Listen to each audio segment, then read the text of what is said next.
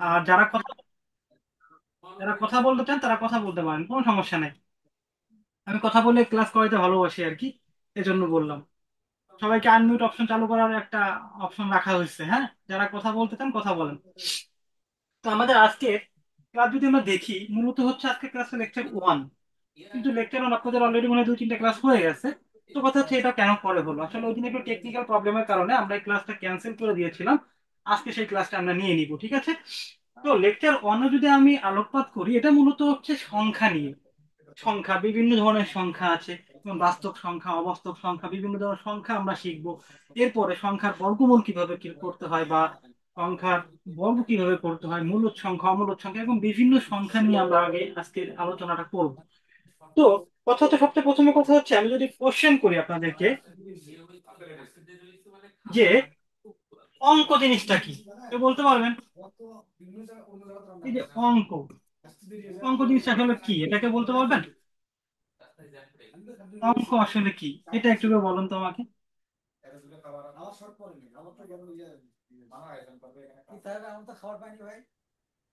আচ্ছা, আমি বলি। অঙ্ক হচ্ছে কি যে গণিতের ক্ষেত্রে, গণিতে ব্যবহৃত সংকেত বা প্রতীক, যা সংখ্যা তৈরি করার জন্য ব্যবহার করা হয়, তৈরিতে ব্যবহার করা হয়। আচ্ছা, আমরা একটু সংখ্যাটা সুন্দর করে দেখি, একটু দেখেন কি বলছি আমি। যে অঙ্ক কি আসলে জিনিসটা, অঙ্ক হচ্ছে গণিতের ক্ষেত্রে ব্যবহৃত সংখ্যা বা প্রতীক, সংকেত বা প্রতীক, এরা হচ্ছে কি অঙ্ক। এই দুইটা মিলে হচ্ছে কি হবে আপনার অঙ্ক হবে। এরা কিসের জন্য ব্যবহৃত হবে? সংখ্যা তৈরিতে ব্যবহৃত হবে, তাই না? সংখ্যা তৈরিতে। তার মানে কি, অঙ্ক আর সংখ্যা জিনিসটা কি এক? কি বোঝা যাচ্ছে এখানে, বলুন তো আমাকে একটু।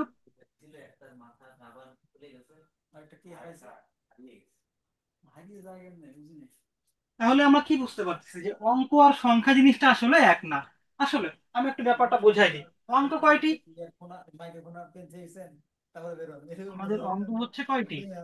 গণিতে ব্যবহৃত অঙ্ক হচ্ছে কয়টি? আমরা জানি 10টি অঙ্ক আছে আমাদের। এটা কি? 0, 1, এবং করতে করতে করতে করতে 7, 8, 9, এই 10টা না আমাদের অঙ্ক। এখন কথা হচ্ছে, আমি যদি কোশ্চেন করি, বলেন তো, এই 7 সংখ্যাটা, এই 7 অঙ্কটা, এটা কি অঙ্ক নাকি সংখ্যা? এই কোশ্চেনটা আসলে কি হবে বলেন তো। এই যে আমরা এখান থেকে আমাদের যে 10টা অঙ্ক ছিল, আমরা এই 10টা অঙ্ক থেকে একটা অঙ্ক নিচ্ছি, সেটা হচ্ছে 7। এখন আমি কোশ্চেন করেছি, এই 7, 7 জিনিসটা কি অঙ্ক নাকি সংখ্যা? কেউ কি আমাকে একটু ক্লিয়ার করে বলতে পারবেন? একটু বলতে পারবেন কিনা কেউ ক্লিয়ার করে, যে এই 7 জিনিসটা অঙ্ক নাকি সংখ্যা?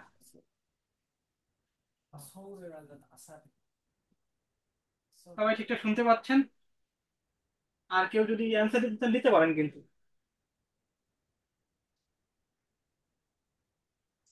আচ্ছা, আমি এটুকু মুছে দিই আপাতত। আমরা এই অঙ্ক এবং সংখ্যা জিনিসটা আগে ক্লিয়ার হই, যেহেতু আমাদের আজকে সব ক্লাসটাই হচ্ছে অঙ্ক এবং সংখ্যা নিয়ে, আমরা এই অঙ্ক এবং সংখ্যার ডিফারেন্সটা আগে বুঝি। দেখেন, অঙ্ক 7 একটা সংখ্যা হতে পারবে যখন, যখন আমরা এই 7কে ব্যবহার করব কোনো কিছুর ভ্যালু প্রকাশ করার জন্য। যেমন মনে করি আমরা যে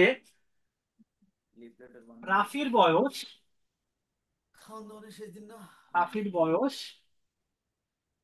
7 বছর। ওকে, বাড়ি থেকে কলেজ, বাড়ি থেকে college is equal to 7 kilometre. দেখেন, আমি দুটো সিনারিও দিয়েছি।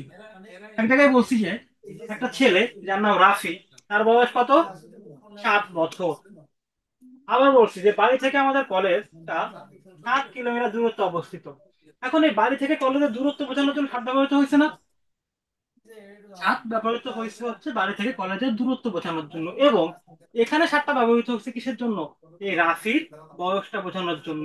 আমরা দুই জায়গায় আলাদা আলাদা দুইটা জিনিসের ভ্যালু বোঝানোর জন্য এই সাতটাকে ব্যবহার করছি। যখন কোনো অঙ্ককে আমরা এরকম কোনো ভ্যালু প্রকাশ করার জন্য ব্যবহার করব, তখন সেটা হয়ে যাবে সংখ্যা। ঠিক আছে, বোঝা গেল?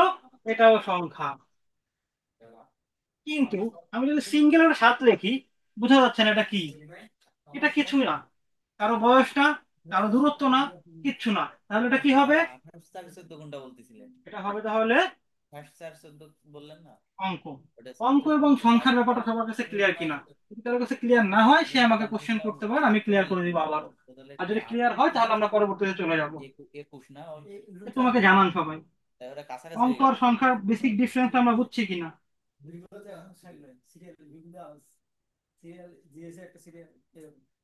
আচ্ছা, যেহেতু কেউ কিছু বলছেন না, তার মানে সবাই আমরা বুঝছি। এটা তাহলে তিন অঙ্ক আর সংখ্যার বেসিক ডিফারেন্সটা কি? নাম্বার যে ক্লাস। আমাদের কাছে যে কটা অঙ্ক আছে, সেই অঙ্কগুলোকে যদি আমরা কোনো কিছুর ভ্যালু প্রকাশ করার জন্য ব্যবহার করি, তখন সেটা হয়ে যাবে সংখ্যা। আর যদি এমনি সিঙ্গেল বসে, সেটা হয়ে থাকবে অঙ্ক। ক্লিয়ার?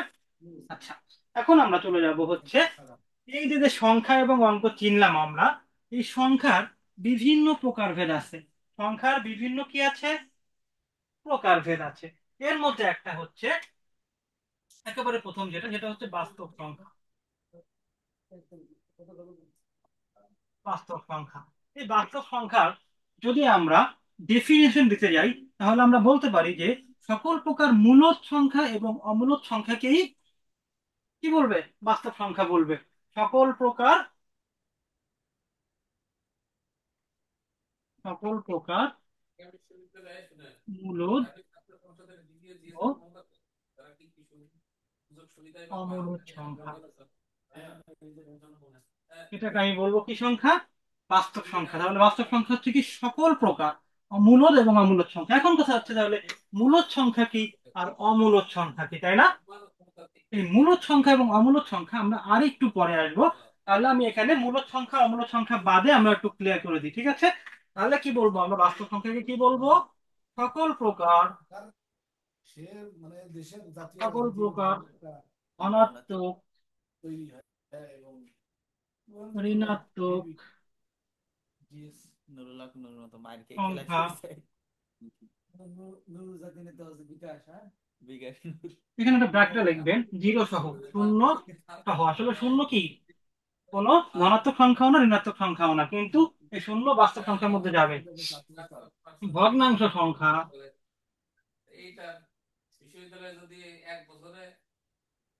ইত্যাদি। তাহলে বাস্তব সংখ্যার ব্যাপারটা ক্লিয়ার। বাস্তব সংখ্যা হচ্ছে, আমরা প্রথমে একটা ডেফিনেশন দিছি যে সকল প্রকার মূলদ এবং অমূলদ সংখ্যাই হচ্ছে আমার কি সংখ্যা? বাস্তব সংখ্যা। কিন্তু আমরা এখনো জানি না যে মূলদ সংখ্যাটা কি আর অমূলদ সংখ্যাটা কি।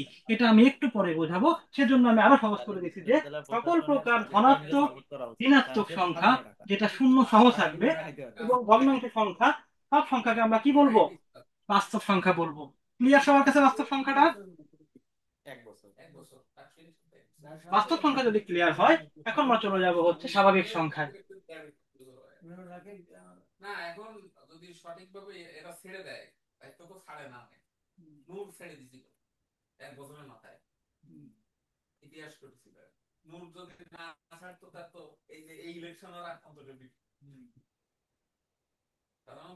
এখন চলে যাব আমরা স্বাভাবিক সংখ্যা। স্বাভাবিক সংখ্যার ইংলিশটা হচ্ছে ন্যাচারাল নাম্বার। কি বললাম? ন্যাচারাল নাম্বার, ঠিক আছে। স্বাভাবিক সংখ্যা আসলে কি? এই বাস্তব সংখ্যার একটা প্রকারভেদ হচ্ছে এই স্বাভাবিক সংখ্যাটা। আমরা বাস্তব সংখ্যা কি শিখেছি? সকল প্রকার সংখ্যা, যেমন ধনাত্মক হতে পারে, ঋণাত্মক হতে পারে, ইভেন ভগ্নাংশ হতে পারে, এবং জিরো হতে পারে। এই সমস্ত সংখ্যা হচ্ছে কি আমার বাস্তব সংখ্যা। কিন্তু তার মধ্যে কিছু কিছু সংখ্যা হচ্ছে স্বাভাবিক সংখ্যা। এই স্বাভাবিক সংখ্যা হতে হলে জিরো থেকে বড় হতে হবে। জিরো থেকে বড় সকল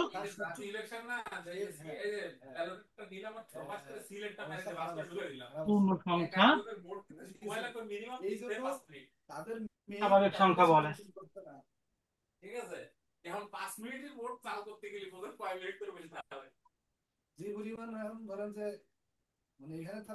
তাহলে আমরা কি শিখলাম? স্বাভাবিক সংখ্যা কোনগুলা? জিরো থেকে বড় সকল পূর্ণ সংখ্যা, এই জিনিসটা দেখতে হবে। পূর্ণ সংখ্যা হচ্ছে আমার কি সংখ্যা? স্বাভাবিক সংখ্যা। স্বাভাবিক সংখ্যার সেটকে সাধারণত বড় হাতের এন দ্বারা লেখা হয়। তাহলে আমরা কি বলতে পারি? 1 2 3 4 dot dot dot dot dot, কোনো শেষ নাই, তাই না? পূর্ণ সংখ্যার মধ্যে শেষ নাই। তাহলে আমরা স্বাভাবিক সংখ্যা বলতে পারি কাকে? যে জুড়ে থেকে বড় সকল পূর্ণ সংখ্যাকে স্বাভাবিক সংখ্যা বলা হবে। আমি একটা জিনিস মার্ক করে দিচ্ছি, এটা হচ্ছে কি? পূর্ণ সংখ্যা। এবার একটা জিনিসে আসি, একটা হচ্ছে ধনাত্মক সংখ্যা। ধনাত্মক সংখ্যা, ওকে, এটা আমরা শিখবো। জিরো থেকে বড়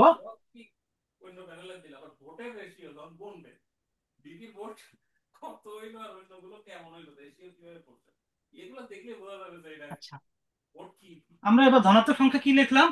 জিরো থেকে বড় সকল সংখ্যা। জিরো থেকে বড় সকল সংখ্যাকে আমরা এই বলবো। এখন আমরা এখানেও লিখছিলাম জিরো থেকে বড়, এখানেও লিখছিলাম জিরো থেকে বড়, আবার এখানেও লিখছি জিরো থেকে বড়। তাহলে এদের মধ্যে আসলে ডিফারেন্সটা কি? এটা কি বোঝা গেছে? এটা কি বলতে পারবেন কেউ?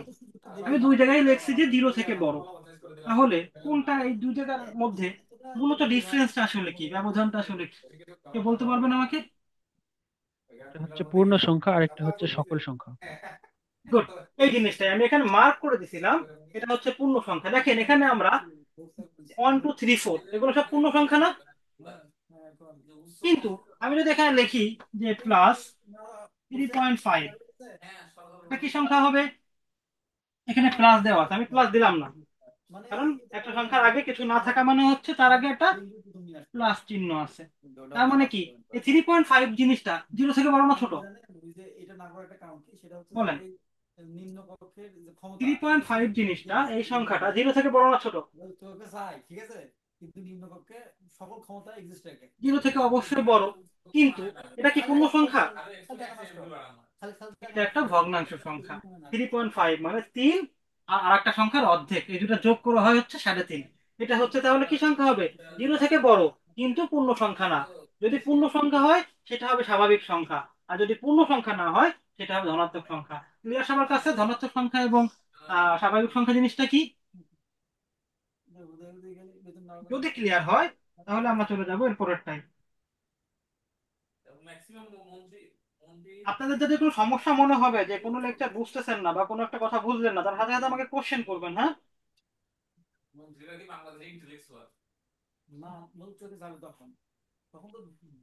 সাথে সাথে আমাকে কোশ্চেন করবেন, ইনশাল্লাহ আমি সলভ করে দিব।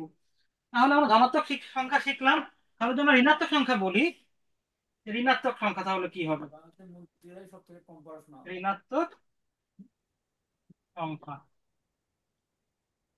আচ্ছা, আমি বলছিলাম যে জিরো থেকে বড় সকল সংখ্যা হচ্ছে কি সংখ্যা? ধনাত্মক সংখ্যা। তাহলে এখানে কি হবে? জিরো থেকে ছোট সকল সংখ্যা। তাহলে ঋণাত্মক সংখ্যা হচ্ছে কি? জিরো থেকে ছোট সকল সংখ্যা, ঠিক আছে? এখন আমি এখানে যদি আমি লেকচারে আসি, আমরা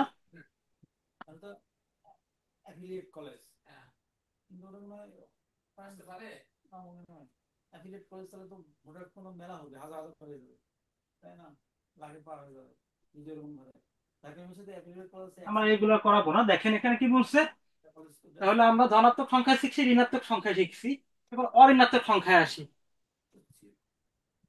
দেখেন ঋণাত্মক সংখ্যা বলছিলাম কি আমরা? শূন্য থেকে কি হবে? ছোট হবে। শূন্য থেকে সকল ছোট সংখ্যা হচ্ছে কি সংখ্যা হবে? ঋণাত্মক সংখ্যা হবে। কিন্তু যদি বলে অঋণাত্মক সংখ্যা, মানে কোনগুলো ঋণাত্মক না, আমরা শিখছি ঋণাত্মক সংখ্যা কোনগুলা? শূন্য থেকে ছোট। তার মানে কি শূন্য কোন সংখ্যা? শূন্য কিন্তু ঋণাত্মক সংখ্যা না। সেজন্য এখানে বলছে অঋণাত্মক সংখ্যা কাকে বলবে? শূন্য সহ সকল ধনাত্মক সংখ্যাকে আমরা কি বলবো? অঋণাত্মক সংখ্যা বলবো। ক্লিয়ার সবার কাছে? এটা হচ্ছে মূলত পার্থক্য। পূর্ণ সংখ্যা হচ্ছে কি? শূন্য সহ সকল ধনাত্মক এবং ধনাত্মক অখণ্ড সংখ্যা সমূহের পূর্ণ সংখ্যা বলে। আমি একটু উপরে নিয়ে আসি, পূর্ণ সংখ্যা কাকে বলবে? পূর্ণ সংখ্যা হচ্ছে কি কোনো ভগ্নাংশ থাকা যাবে না। আমি একটু একটা সংখ্যা দেখছিলাম 3.5, মানে কি এটা একটা ভগ্নাংশ সংখ্যা। এরকম কোনো সংখ্যা পূর্ণ সংখ্যার মধ্যে আসতে পারবে না। তাহলে পূর্ণ সংখ্যার মধ্যে কি কি আসবে? শূন্য আসবে, শূন্য থেকে বড় সকল সংখ্যা আসবে, শূন্য থেকে ছোট সকল সংখ্যা আসবে, কিন্তু কোনো খণ্ড সংখ্যা আসতে পারবে না বা ভগ্নাংশ সংখ্যা আসতে পারবে না। এই জন্য বলছে অখণ্ড সংখ্যা সমূহকে পূর্ণ সংখ্যা বলবো আমরা। এবং পূর্ণ সংখ্যার সেট যদি আমরা বলি তাহলে জেড বলা যায়। তাহলে জেডকে আমরা কি বলতে পারবো? জেড সমান সমান কি বলতে পারবো? শূন্য, এক, দুই, তিন, অথবা -1, -2, -3, সবকিছু বলতে পারবো। ঠিক আছে। আচ্ছা, এখন কথা হচ্ছে দেখেন এখানে একটা জিনিস লেখা আছে। এই যে দেখেন 3 নম্বর পয়েন্টটা, জিরো ইজ অ্যান ইন্টিজার, মানে একটা জিরো হচ্ছে একটা সংখ্যা যেটা হচ্ছে কি নাইদার পজিটিভ নর নেগেটিভ। মানে জিরো হচ্ছে এমন একটা সংখ্যা যেটা নেগেটিভও না পজিটিভও না। ক্লিয়ার? আচ্ছা, zero fraction, negative integer is not allow in natural number. আমরা শিখছিলাম ন্যাচারাল নাম্বার বা স্বাভাবিক সংখ্যা কোনগুলা, যেগুলো জিরো থেকে বড় এবং পূর্ণ সংখ্যা হতে হবে। সেটা এই জায়গায় বলছে যে is not allow in natural number. কি কি অ্যালাউড না? জিরো, জিরো হতে পারবে না ন্যাচারাল নাম্বার। প্লাস ফ্র্যাকশন, কোনো ভগ্নাংশ হতে পারবে না। প্লাস একটা নেগেটিভ ইন্টিজার, কোনো নেগেটিভ সংখ্যা হতে পারবে না। শুধুমাত্র পজিটিভ পূর্ণ সংখ্যাগুলোই হচ্ছে আমার কি সংখ্যা।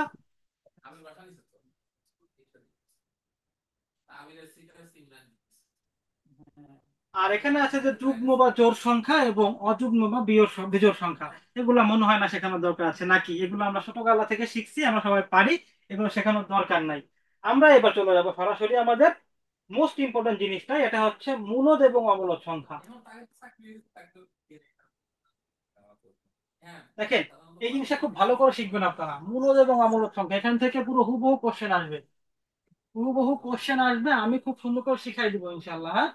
আপনারা যদি কোনো কনফিউশন থাকে আমাকে বলবেন, আমি প্রথমে শেখাবো এবং তার সাথে কিছু টেকনিক দিয়ে দিব, যে টেকনিক গুলো আপনি অ্যাপ্লাই করে সহজেই আইডেন্টিফাই করতে পারবেন। এখন আমরা মূলদ এবং অমূলদ এই দুইটার মধ্যে যদি আমরা একটাকে চেনার টেকনিক বের করে ফেলতে পারি, তাহলে আর একটা শেখার দরকার আছে? বলেন তো। মূলদ এবং অমূলদ এই দুইটার মধ্যে আমরা যদি একটাকে সুন্দর করে শিখে ফেলি, একটাকে সুন্দর করে আইডেন্টিফাই করার বুদ্ধিগুলো জেনে ফেলি, তাহলে কি আমার অমূলদ সংখ্যার ওইভাবে আলোচনা করার দরকার আছে? দরকার নাই। এজন্য আমি মূলদ সংখ্যাটা খুব সুন্দরভাবে ক্লিয়ার করে দিব। দেখেন মূলদ সংখ্যা,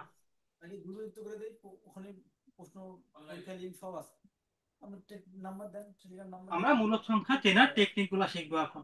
আসেন শিখি। প্রথমে 1 নম্বরে যেটা হবে সকল প্রকার পূর্ণ সংখ্যা। এখানে আমরা এখানে যদি একটা সংজ্ঞা লিখতে চাই যে P/Q আকারে যে সকল সংখ্যাকে,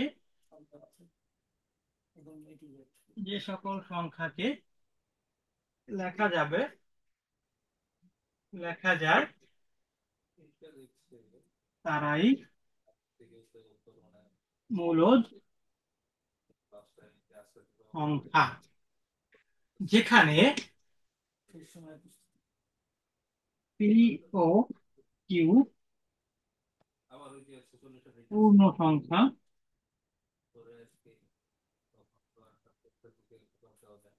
এবং Q not equal to zero. আচ্ছা, আমরা মূলদ সংখ্যাটা সুন্দর করে সংজ্ঞা লিখে ফেলছি। কি বলছে যে P/Q আকারে যে সমস্ত সংখ্যাগুলো লেখা যাবে, যে যে কোনো সংখ্যা হতে পারে, এটাকে আমরা যদি P/Q আকারে লিখতে পারি তাহলে সেটাই মূলদ সংখ্যা হবে। যেখানে পি এবং কিউ কি হবে? পূর্ণ সংখ্যা হবে, তাই না? তাহলে আমরা একটা জিনিস এইভাবে আবার ই করি। দেখা যাচ্ছে 3/5। তাহলে 3/5 কি সংখ্যা হবে বলুন তো? মূলদ না অমূলদ? 3/5 এটা মূলদ হবে নাকি অমূলদ হবে? বলেন আমাকে। 3/5 সংখ্যাটি মূলদ হবে নাকি অমূলদ হবে?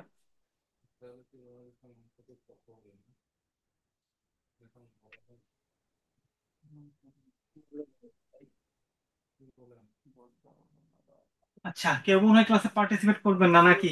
আচ্ছা দেখি আমরা তাহলে কি হবে যে 3/5, 3 কি একটা পূর্ণ সংখ্যা, ওকে। 5 কি? এটাও একটা পূর্ণ সংখ্যা, তাই না? তাহলে আমরা কি লিখছিলাম যে P/Q আকারে লেখা যাবে। তাহলে কি আমরা যদি 3/5 কে যেহেতু 3/5 লিখতে পারছি এবং উপরে নিচে দুই জায়গায় পূর্ণ সংখ্যা আছে, তাহলে এটা কি সংখ্যা হবে? একটা মূলদ সংখ্যা হবে। ঠিক আছে। এখন কথা হচ্ছে এখানে একটা জিনিস বলছিলাম, কিউ জিরো হওয়া যাবে না। কিউ কি হওয়া যাবে না? জিরো হওয়া যাবে না। দেখেন এখানে কিউ কোথায় আছে? কিউ আছে নিচে। যে কোনো সংখ্যাকে যদি আমি জিরো দিয়ে ভাগ করি তাহলে কি হবে?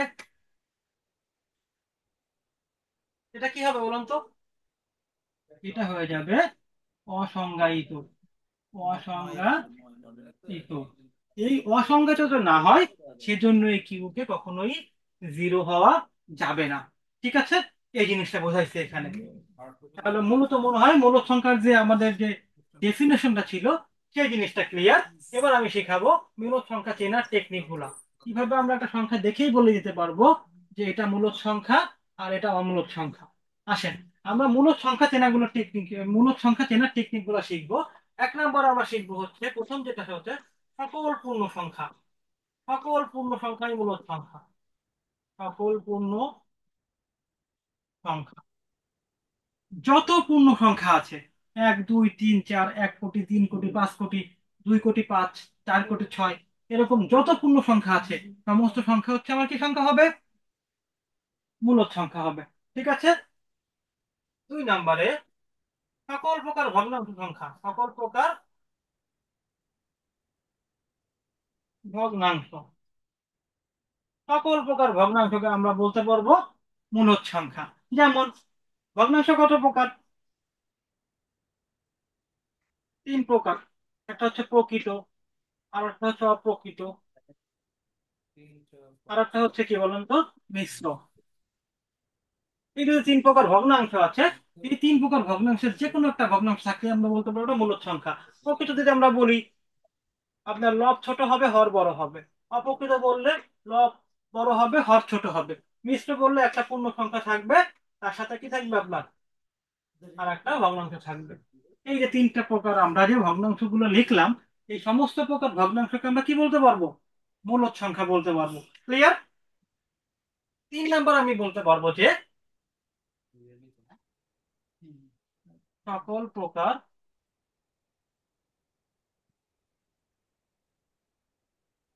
পূর্ণ বর্গ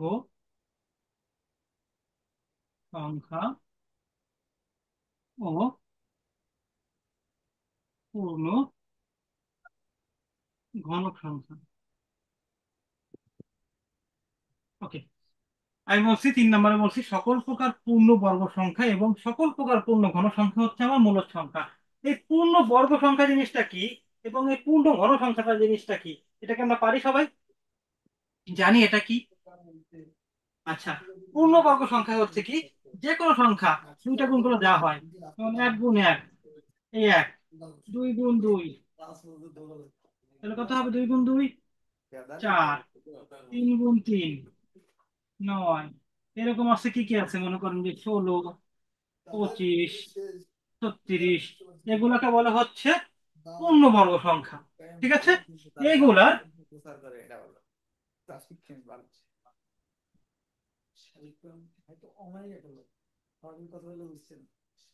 আচ্ছা, এখানে একটা জিনিস মিসিং হয়ে গেছে, পূর্ণ সংখ্যা বর্গমূল ও ঘন সংখ্যার ঘনমূল। আচ্ছা, এটা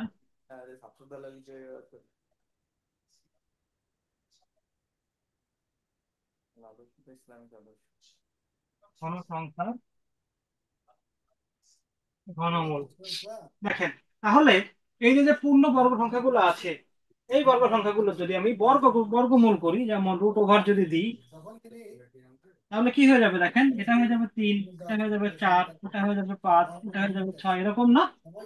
তার মানে কি, সকল পূর্ণবর্গ সংখ্যাকে যদি আমরা √ওভার করি, এই যে বর্গমূল করি, তাহলে এটা কি হয়ে যাবে? আর একটা পূর্ণ সংখ্যা হয়ে যাবে। এজন্য এগুলোও কি সংখ্যা হবে? মূলদ সংখ্যা হবে। ঠিক একইভাবে ঘন সংখ্যা বলতে কি বোঝায়? যে কোনো সংখ্যা 3 বার গুণ করুন। যেমন 1 গুণ 1 গুণ 1 সমান 1, 2 গুণ 2 গুণ 2 8, 3 গুণ 3 গুণ 3 সমান কত হয়? 27। এগুলাকে যদি আমি ঘনমূল করি, কি করতে হবে? ঘনমূল, ঘনমূলের চিহ্নটা কি? এই যে কিউবিক রুট, তাই না? কিউবিক রুট বা ঘনমূল, এগুলোকে যদি আমি কিউবিক রুট করি, যেমন এটাকে যদি এটা করি, কত হবে তাহলে? 3 হবে। এগুলো পূর্ণ সংখ্যা হয়ে যাবে। এই জন্য আমরা বলবো কি যে আমরা সকল প্রকার পূর্ণবর্গ সংখ্যা যদি বর্গমূল করি এবং সকল প্রকার ঘন সংখ্যা যদি পূর্ব ঘন সংখ্যা যদি ঘনমূল করি, তাহলে আমরা আসলে পূর্ণ সংখ্যা পেয়ে যাই। আর আমরা শিখছি কি, যে পূর্ণ সংখ্যাগুলো কি? মূলদ সংখ্যা। তাহলে আমরা কি বলতে পারি, সকল প্রকার বর্গ সংখ্যার বর্গমূল এবং সকল প্রকার পূর্ণ ঘন সংখ্যার ঘনমূল গুলো আসলে কি সংখ্যা হবে, মূলদ সংখ্যা হবে। ক্লিয়ার সবার কাছে? এই তিনটা জিনিস ক্লিয়ার কিনা? এবার আমরা লাস্ট আর দুটা জিনিস শিখবো। এই দুটা জিনিস শিখে আমরা মূলত এদের অঙ্কে চলে যাব, আসলে অঙ্কে আমরা প্রয়োগ করা দেখবো। আর দুটা জিনিস আমরা শিখে আসেন।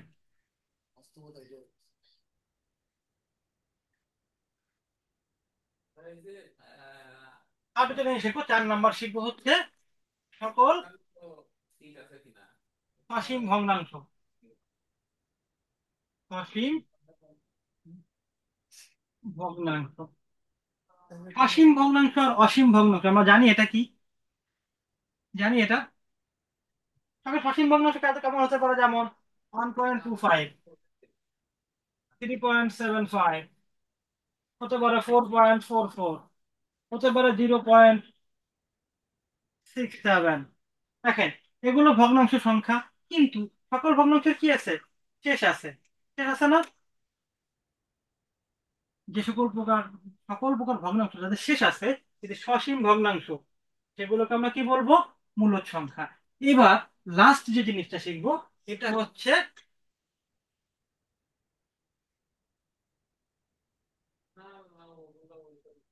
পুনরাবৃত্তিমূলক পুনরাবৃত্তিমূলক অসীম ভগ্নাংশ। ওকে, আমরা এবার শিখবো কি, পুনরাবৃত্তিমূলক কি অসীম ভগ্নাংশ। আমরা শিখছি যে সকল প্রকার সসীম ভগ্নাংশ আমার কি হবে, মূলদ সংখ্যা। এবং কিছু কিছু ক্ষেত্রে অসীম যে ভগ্নাংশ গুলো আছে, সেগুলোও হতে পারে কি, মূলদ সংখ্যা হতে পারে। যেমন 3.4, এখানে দুটো পৌনপুনিক দিই, মানে কি 3.4, এই 4-এর উপরে একটা পৌনপুনিক আছে, তাহলে এটা মানে কি, এটা এরকম না 3.4, 4, 4, 4, 4, dot dot dot dot dot, এর কোনো শেষ নাই। কিন্তু দশমিকের পরে এই সংখ্যাগুলো কি পুনরাবৃত্তিমূলক না, একই সংখ্যা বারবার ঘুরে ঘুরে আসছে। যদি এরকম হয় যে পুনরাবৃত্তিমূলক অসীম ভগ্নাংশ, তাহলে সেটা আমার অমূলদ ভগ্নাংশ হবে, সরি মূলদ সংখ্যা হবে। আবার যদি আসে মনে করেন যে 4, 5, 6, এখানে মনে করেন যে 4-এর উপর পৌনপুনিক আর 6-এর উপর পৌনপুনিক, এই সংখ্যাটা মানে কি, এই সংখ্যাটা মানে কি 3.4, 5, 6, 4, 5, 6, দেখেন পৌনপুনিক হচ্ছে এইটার উপর আর এটার উপরে, মানে এই পৌনপুনিক দুটোর মাঝখানে যত চিহ্ন আছে, যত সংখ্যা আছে, এই সংখ্যাগুলো বারবার ঘুরে ঘুরে আসবে। তাহলে কি হবে, 4, 5, 6, 4, 5, 6, 4, 5, 6, এরকম না, ডট ডট ডট ডট। তাহলে কি আমরা শিখলাম, যদি এরকম দেখেন এখানে তিনটা সংখ্যা পুনরাবৃত্তিমূলক হয়েছে, এই তিনটা সংখ্যা পুনরাবৃত্তিমূলক হয়েছে, তাহলে আমরা কি বলতে পারি, অসীম ভগ্নাংশ। সসীম ভগ্নাংশ হলে এটা অবশ্যই আপনার মূলদ সংখ্যা, কিন্তু কিছু কিছু ক্ষেত্রে অসীম ভগ্নাংশ গুলোও মূলদ সংখ্যা হতে পারে। কোন কোন ক্ষেত্রে সেটা, যদি এটা পুনরাবৃত্তিমূলক হয়। ক্লিয়ার? আমাদের মূলত মূলদ সংখ্যাগুলোর টেকনিক চেনা শেষ। এখন যদি আমি আপনাদের একটা কোশ্চেন করি, একটা কোশ্চেন করব, দেখি কেউ আনসার দিতে পারেন কিনা। সবাই একটু আনসার দেওয়ার চেষ্টা করবেন আমাকে, হ্যাঁ, তাহলে আমি বুঝতে পারবো যে আপনারা বুঝছেন, তাহলে আমি পরেরটা যেতে পারবো। দুটো ভগ্নাংশ লিখি আমি।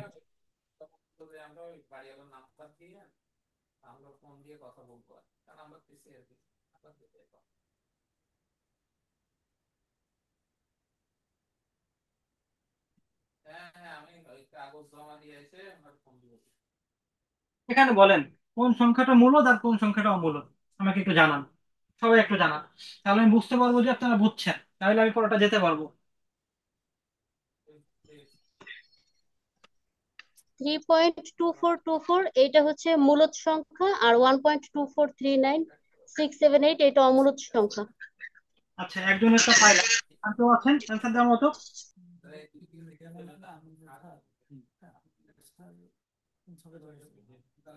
আর কেউ কি আছে অ্যান্সার দেওয়ার মতো? একজনেরটা পেয়েছি আমি, একজনের অ্যান্সারটা পেয়েছি, মনে হচ্ছে উনি বুঝেছেন। তাহলে ব্যাপারটা ক্লিয়ার। আমি দেখবো যদি এখানে মনে করেন যে একটা এরকম থাকতো 3.24, আর কিচ্ছু নাই, শেষ, তার মানে কি এটা সসীম ভগ্নাংশ, আর সসীম ভগ্নাংশ সবসময় মূলদ হয়, তাই না? কিন্তু আমরা শিখছি যদি অসীম ভগ্নাংশ মাঝে মাঝে মূলদ হবে, যদি কি হয়, পুনরাবৃত্তিমূলক থাকে। দেখেন এখানে এটা একটা অসীম ভগ্নাংশ, এতগুলো সংখ্যা দেওয়ার পরে ডট ডট ডট ডট দিচ্ছে, মানে এরপরে আরো অনেক আছে, কত আছে আমরা জানি না, তার মানে কি অসীম ভগ্নাংশ। এটাও ঠিক অসীম ভগ্নাংশ। কিন্তু এইখানে যদি এর বর্ণনা খেয়াল করে দেখি আমরা, তাহলে কি আসে? 2 4, 2 4, 2 4, পুনরাবৃত্তিমূলক আসছে না? এক্ষেত্রে এটাকে আমরা বলবো মূলদ সংখ্যা, এবং এখানে দেখেন কোনো পুনরাবৃত্তিমূলক নাই। এমন কি এটা কি সংখ্যা হয়ে যাবে? অমূলদ সংখ্যা। আশা করি মূলদ সংখ্যা এবং অমূলদ সংখ্যা যে ব্যাপারটা, এটা ক্লিয়ার। আমরা এবার সরাসরি অঙ্কে চলে যাই, আসেন। এই যে যে মূলদ সংখ্যা এবং অমূলদ সংখ্যা শিখলাম, আমরা বাস্তব সংখ্যা শিখলাম, এই কিছু অঙ্ক আমরা দেখবো এখন, আসেন। এই যে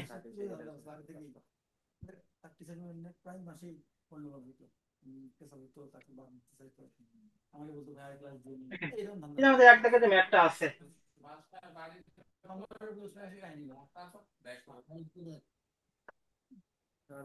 এক জায়গায় ম্যাথটা দেখেন সবাই। কি আছে? নিচের কোনটি অমূলদ সংখ্যা? এটা 16তম বেসরকারি শিক্ষক নিবন্ধনে আসছিল 2019 সালে। বলেন তো আনসার কোনটা হবে এটা? সবাই একটু রেসপন্স করার চেষ্টা করেন যে এটার অ্যান্সার কি হবে। নিচের কোনটি অমূলদ সংখ্যা? অ্যান্সার কোনটা হবে বলেন তো? দেখি কি কি শিখতে পারছেন। আমি যে 5টা জিনিস শিখাইলাম আপনাদের, 5টা জিনিস কি কি ছিল একটু মনে করে এটা একটু অ্যান্সার দেন আমাকে। কোনটা হবে অ্যান্সার?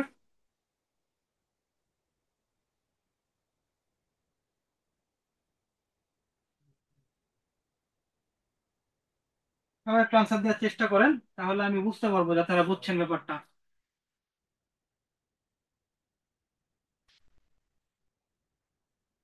দেখেন আমরা ভগ্নাংশ ক্লিয়ার করে দেখি একটু সুন্দর করে। এখানে কি আছে? 1.1111, তাই না? এরপরে কি ডট ডট ডট ডট দেওয়া আছে, তার মানে কি এটা কোন ভগ্নাংশ? অসীম নাকি সসীম? এটা অসীম ভগ্নাংশ।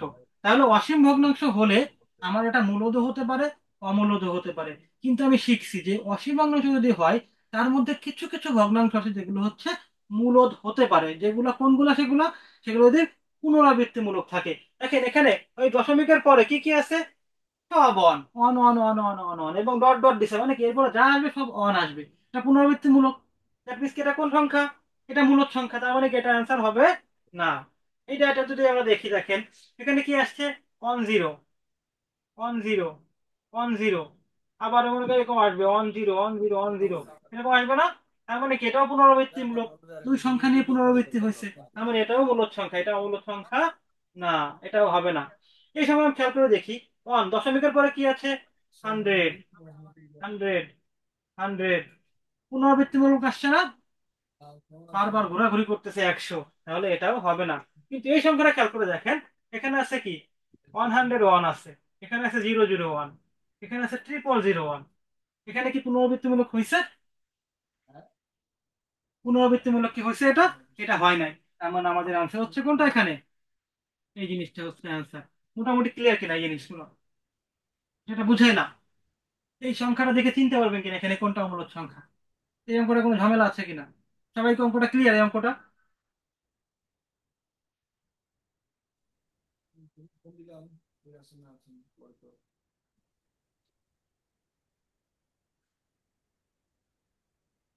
আশা করি সবার কাছে এই জিনিসটা এখন চিনতে পারবেন যে কোনটা মূলদ, কোনটা অমূলদ।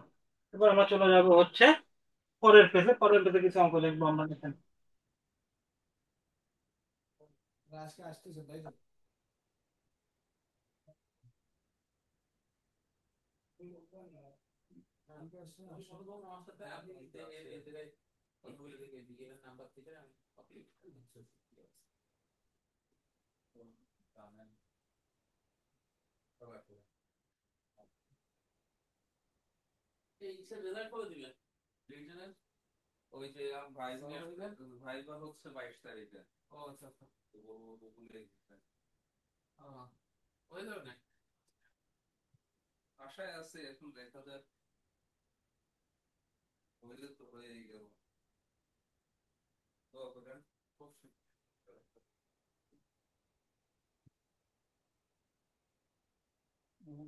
আচ্ছা, এবার দেখেন আমাদের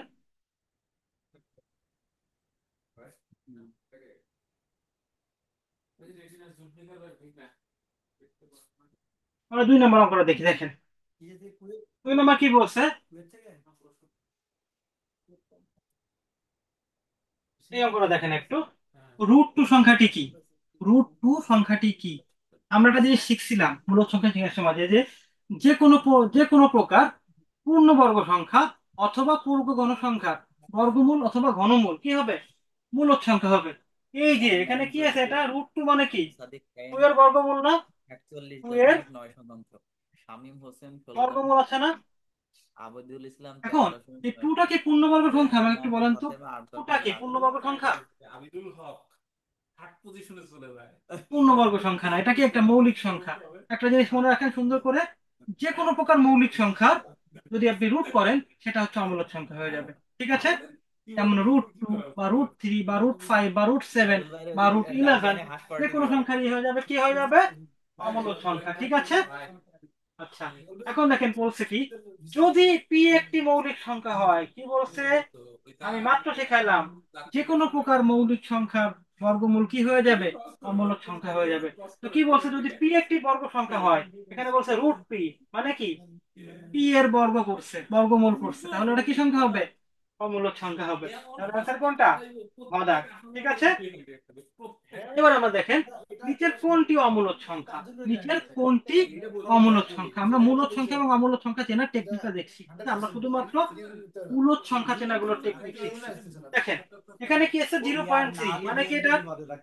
0.33 এভাবে ডট ডট ডট ডট, কোনো শেষ নাই, তাই না? এটার কিন্তু কোনো শেষ নাই। কিন্তু কি আছে? পুনরাবৃত্তিমূলক আছে। তার মানে এটা কি সংখ্যা হবে? তার মানে এটা মূলদ সংখ্যা। আর আমার চাইছে কি অ্যান্সারে, নিচের কোনটি অমূলদ সংখ্যা। তাহলে আমার এটা কি মূলদ সংখ্যা হবে? এটা হবে না। তাহলে এখানে আসি, √16, এই জিনিসটা যদি আমি এইভাবে লিখি, দেখেন √16 মানে কি? √16, এবার দেখবে √9, এভাবে লেখা যায় না? তাহলে কি 4/3 লেখা যায়? এখন যদি এটাকে 4/3 হয়, আমরা কি শিখছি যে যে কোনো ধরনের পূর্ণ সংখ্যাকে যদি আমরা এভাবে ভগ্নাংশ আকারে লিখি, বা আর একটা জিনিসও শিখছিলাম আমরা, যে কোনো ধরনের ভগ্নাংশ কি সংখ্যা? মূলক সংখ্যা। তার মানে কি এটা কি অমূলক সংখ্যা হবে? বলেন আমাকে, এটা অমূলক সংখ্যা হবে না। তার মানে অ্যান্সার এটাও না। ওকে, আমরা এটাই আসি। এটা যদি আমরা লিখি, দেখেন এটা আসে কি, cubic root 8 divided by cubic root 27। তাহলে কি আসবে? 8 কে কিউবিক রুট করলে কত হয়? 2 হয়। আর 27 কে কিউবিক রুট করলে কত হয়? 3 হয়। এখন এই সংখ্যাটা আমাকে দেখে বলুন তো, এটা মূলদ না অমূলদ? আমরা শিখছি যে কোনো প্রকার ভগ্নাংশ হচ্ছে আমার মূলদ সংখ্যা, তাহলে এটাও মূলদ সংখ্যা, এটাও অমূলদ না। ঠিক আছে? এবার আমরা লাস্ট যে সংখ্যাটা আছে সেটা যদি যাই, দেখেন 5/√3। এখানে আমাকে বলেন তো, এই যে যে রুটটা আছে মানে বর্গমূল, তার উপর রুট আছে, থ্রির উপরে রুট আছে, এবং থ্রি একটি কি সংখ্যা? মৌলিক সংখ্যা। আমরা এই অঙ্কটা শিখলাম, এই দুইটা অঙ্ক শিখছি যে যে কোনো প্রকার মৌলিক সংখ্যাকে যদি আমরা রুট ওভার করি, তাহলে সেটা কি হয়ে যায়? অমূলদ সংখ্যা। আর অমূলদ সংখ্যাতে যদি আমরা কোনো পূর্ণ সংখ্যাকে ভাগ দিই বা গুণ দিই, অমূলদ সংখ্যা দিয়ে যদি কোনো পূর্ণ সংখ্যাকে ভাগ দিই অথবা গুণ দিই, সেটাও তাহলে অমূলদ সংখ্যা হয়ে যাবে। ব্যাপারটা ক্লিয়ার সবার কাছে? সবার কাছে ক্লিয়ার? তাহলে আমরা কি দেখলাম, একটা পূর্ণ সংখ্যাকে ভাগ দিছে একটা কি দিয়ে? অমূলদ সংখ্যা দিয়ে। তাহলে এটা আমার কি হবে? অমূলদ সংখ্যা হবে। তাহলে এটাই অ্যান্সার। ঠিক আছে? আচ্ছা, এইবার আমরা এই অঙ্কটা দেখবো। দেখেন এখানে কি বলছে, ই এবং পাই কি ধরনের সংখ্যা? আমরা পাই সম্পর্কে জানি সবাই, তাই না? পাই এর অঙ্ক করছি আমরা। যেমন বর্গের অঙ্ক করতে গেলে আমাদের পাই আনা লাগছে। যেমন বর্গের ক্ষেত্রফলের সূত্র কি? পাই আর স্কয়ার। পায়ের একটা মান আছে, কি মান বলেন তো? পায়ের মানটা কি?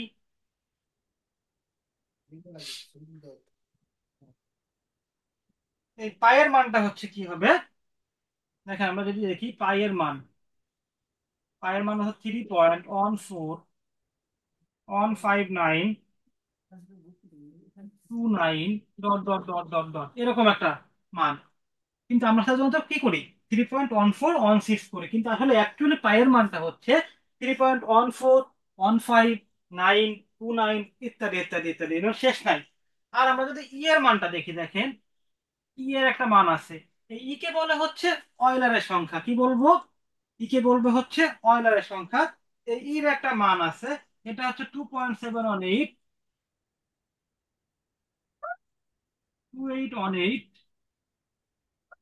Dot dot dot dot dot.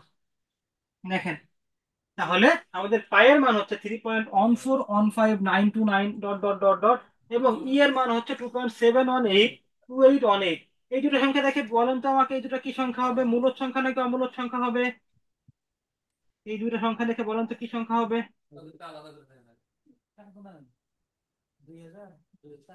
আমরা যে টেকনিক গুলো দেখলাম, আমরা দেখছিলাম যে সকল প্রকার সসীম ভগ্নাংশ হচ্ছে মূলদ সংখ্যা, কিন্তু অসীম ভগ্নাংশের মধ্যে মূলদ সংখ্যা থাকতে পারে যদি পুনরাবৃত্তিমূলক থাকে। এই দুটো ভগ্নাংশের মধ্যে কোনো পুনরাবৃত্তিমূলক আছে?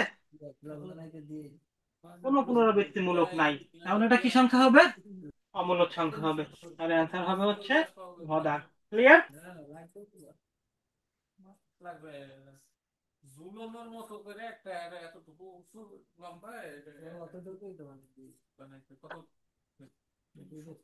এখন আমরা যদি পরেরটায় আসি, কয় দাগ করলাম আমরা? এদিকে 6 দাগ করবো না, 7 দাগ পারবেন, 8 দাগ পারবেন, 9 দাগ পারবেন। আমি 11 দাগ একটা করাই দিয়ে আসেন। 11 দাগ একটা করাই দিই। বলছে 7√3। 7√3। আমি একটু আগে একটা কথা বললাম, একটু আগে অ্যান্সারটা বের করার সময় যে 5/√3 ছিল। আমি একটা কথা বলছিলাম যে যে কোনো ধরনের অমূলক সংখ্যার সাথে যদি পূর্ণ সংখ্যা গুণ অথবা ভাগ করেন, সেটা কি হয়ে যাবে? অমূলক সংখ্যা হয়ে যাবে। দেখেন এখানে 7√3 আছে না? 7√3। এই থ্রি একটা কি সংখ্যা বলেন তো? থ্রি একটা কি সংখ্যা? থ্রি একটা থ্রি একটা মৌলিক সংখ্যা। আর আমরা জানি কি, মৌলিক সংখ্যাকে যখন আমরা বর্গমূল করব তখন এটা কি হয়ে যাবে? অমূলক সংখ্যা হয়ে যাবে। তাহলে আমরা এটা বলতে পারি কি, 7 গুণ অমূলক সংখ্যা। কারণ আমার থ্রি কে রুট করলে কি হবে, এটা অমূলক সংখ্যা হয়ে যাবে। আর আমরা কি জানি যে যে কোনো পূর্ণ সংখ্যাকে আপনি যদি কোনো অমূলক সংখ্যা দিয়ে গুণ করেন, সেটা হয়ে যাবে কি সংখ্যা? অমূলক সংখ্যা। তাহলে 7 গুণ অমূলক সংখ্যা কি হবে, তাহলে এটা অমূলক সংখ্যা হয়ে যাবে। ক্লিয়ার সবার কাছে অঙ্কটা? ওকে। 12 দাগ পারবেন। নিচের কোনটি মূলদ সংখ্যা? আমি এটা শিখছি, অমূলক সংখ্যা শিখছি একটু আগে। এটাও অমূলক সংখ্যা। দেখেন এই জিনিসটা আমরা দেখি, এটা একটা ভগ্নাংশের সংখ্যা কিন্তু এটা কি সসীম, এটা শেষ আছে। আর শেষ থাকা মানে কি, এটা একটা মূলদ সংখ্যা। তাহলে অ্যান্সার হবে ঘ দাগ। 13 দাগে দেখেন নিচের কোনটি অমূলদ। দেখেন এটাকে যদি আমি রুট করি কত হবে? আমরা কি ভগ্নাংশ সংখ্যা রুট করতে পারি? আমরা কি ভগ্নাংশ সংখ্যা রুট করতে পারি সবাই? 0.09, আর একটা আছে 0.16, আর একটা আছে মনে করেন যে 0.9 গদ আগে, আর একটা আছে 9। এই যে রুট আছে সবার।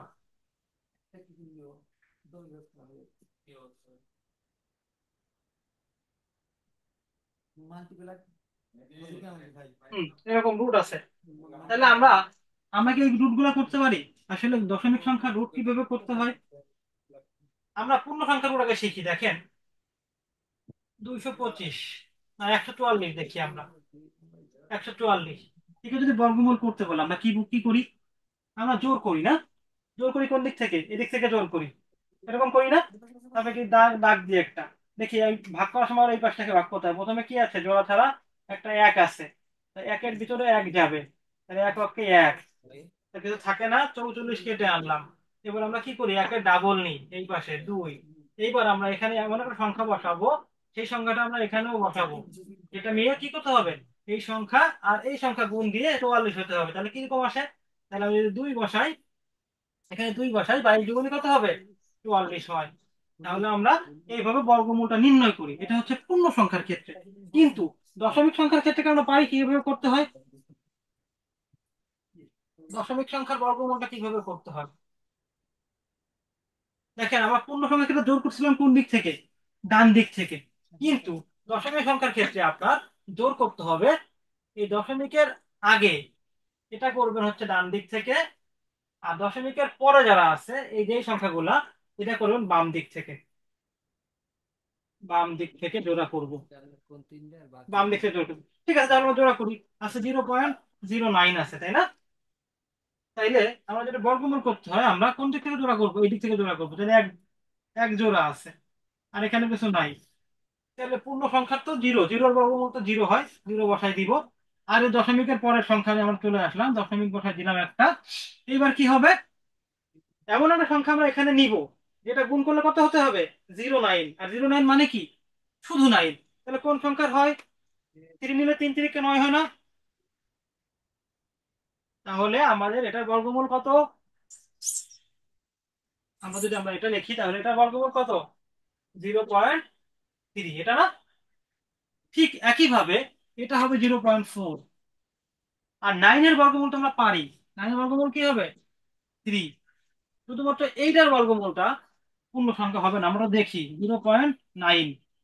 এটা যদি বর্গমূল করি, আমরা একটা জিরো নিই, এই যে একটা জোড়া করলাম, আর দুটো জিরো নিই, জোড়া করলাম, দেখেন এখানে কত আছে, 0 পয়েন্ট বসাই দিলাম। এবার কত আছে, 90 আছে, 90 ভিতরে কত যাবে, একটা 9 যাবে। 9 9 81, 9 থাকে, আমরা ডাবল জিরো কেটে নিয়ে আসবো। এবার 9-এর ডবল নিব কত, এটা 18। 18-এর পিছনে কত দিলে এখানে একটা সংখ্যা বসাবো, এখানে সেই সংখ্যাটা বসাবো, দুইটা গুণ দিয়ে 900-র বড়, 900-র সমান অথবা ছোট হতে হবে। এরকম সংখ্যা আমার দেবো কত, 4 যাবে। যদি আমরা 4 নিই এখানে, তাহলে 4 4 16 6, হাতে থাকে আমার 1, 4 8 32 আর 33 3, হাতে থাকে আমার 3, 4 অক্ষে 4 আর 3 7। এরকম করতে করতে এর পিছনে অনেক সংখ্যা চলে আসবে, যেটা আবার পুনরাবৃত্তিমূলক হবে না। আমার এটা করারই দরকার নাই, এই অঙ্কটা আমার করারই দরকার নাই। আমি এই বাকি তিনটা করলেই বুঝতে পারতেছি যে এই বাকি তিনটা হচ্ছে কি সংখ্যা, মূলদ সংখ্যা। তাহলে অমূলদ সংখ্যা কোনটা হবে, স্বাভাবিকভাবে যেটা বাকি আছে সেটা। তাহলে কোনটা হবে অ্যান্সার আমাদের এখানে, তাহলে অ্যান্সার হয়ে যাবে আমাদের এই জিনিসটা, অ্যান্সার হয়ে যাবে। ঠিক আছে, ক্লিয়ার? এখন আমরা শিখবো হচ্ছে আপনার মৌলিক সংখ্যা। দুটো জিনিস শিখবো, আমাদের মোটামুটি প্রথম ধাপটা ক্লিয়ার। আমাদের বাস্তব সংখ্যা ক্লিয়ার, স্বাভাবিক সংখ্যা ক্লিয়ার, ধনাত্মক সংখ্যা ঋণাত্মক সংখ্যা সব ক্লিয়ার। এবার আমরা চলে যাবো কোথায়, মৌলিক সংখ্যা চলে যাব। মৌলিক সংখ্যা, আসেন মৌলিক সংখ্যা শিখি।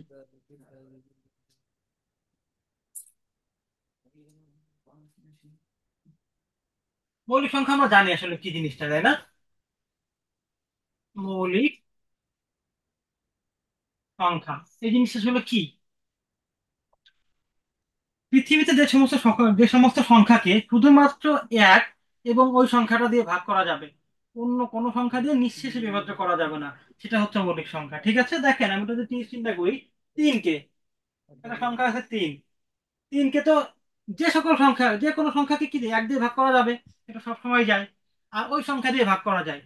এই দুইটা ক্ষেত্র ব্যতীত যদি অন্য কোনো ক্ষেত্রে দিয়ে এই সংখ্যাকে পূর্ণভাবে ভাগ না করা যায়, মানে কোনো ভাগশেষ না থাকে ভাগ করলে, তাহলে কি হবে, এটা মৌলিক সংখ্যা হবে। যেমন যদি আমরা 4 বলি, 4, 4কে 1 দিয়ে ভাগ করা যায়, 4 দিয়ে ভাগ করা যায়। মৌলিক সংখ্যা হতে হলে শর্ত কি, ওই দুইটা সংখ্যা ছাড়া অন্য কোনো সংখ্যা দিয়ে ভাগ করা যাবে না। কিন্তু আমি যদি 4কে 2 দিয়ে ভাগ দিই, দেখেন কত হয়, 2 একটা 2, 2 2 4, কত হয়ে যাবে, 2 হয়ে যাবে না? কোনো ভাগশেষ থাকবে, কোনো ভাগশেষ থাকবে না। তার মানে কি 4 কি মৌলিক সংখ্যা হতে পারবে, তাহলে 4 মৌলিক সংখ্যা না। তাহলে মৌলিক সংখ্যা কোনটা, মৌলিক সংখ্যা হতে কি হতে হবে, আপনার যে কোনো সংখ্যাকে শুধুমাত্র এক এবং ওই সংখ্যা বাদে অন্য কোনো সংখ্যা দিয়ে ভাগ করা যাবে না। এটা হচ্ছে আমার মৌলিক সংখ্যা হওয়ার শর্ত। সবার কাছে ক্লিয়ার? এখন আমি এই জিনিসটা একটু সংক্ষেপে করাই দিব। আমরা একটা জিনিস মনে রাখবো যে 1 থেকে 100 পর্যন্ত, এটা মুখস্থ করে রাখবেন। 1 থেকে 100 পর্যন্ত মৌলিক সংখ্যা এটা কি কি আছে, এটা আপনাদের শীটে খুব সুন্দর করে দেওয়া আছে, দেখবেন একটু খেয়াল করে। শীটে খুব সুন্দরভাবে এই জিনিসটা দেওয়া আছে, 1 থেকে 100 পর্যন্ত মৌলিক সংখ্যা, একটু খেয়াল করেন আপনারা শীটে। আমি দেখাই দিই শীটটা, দেখেন এখানে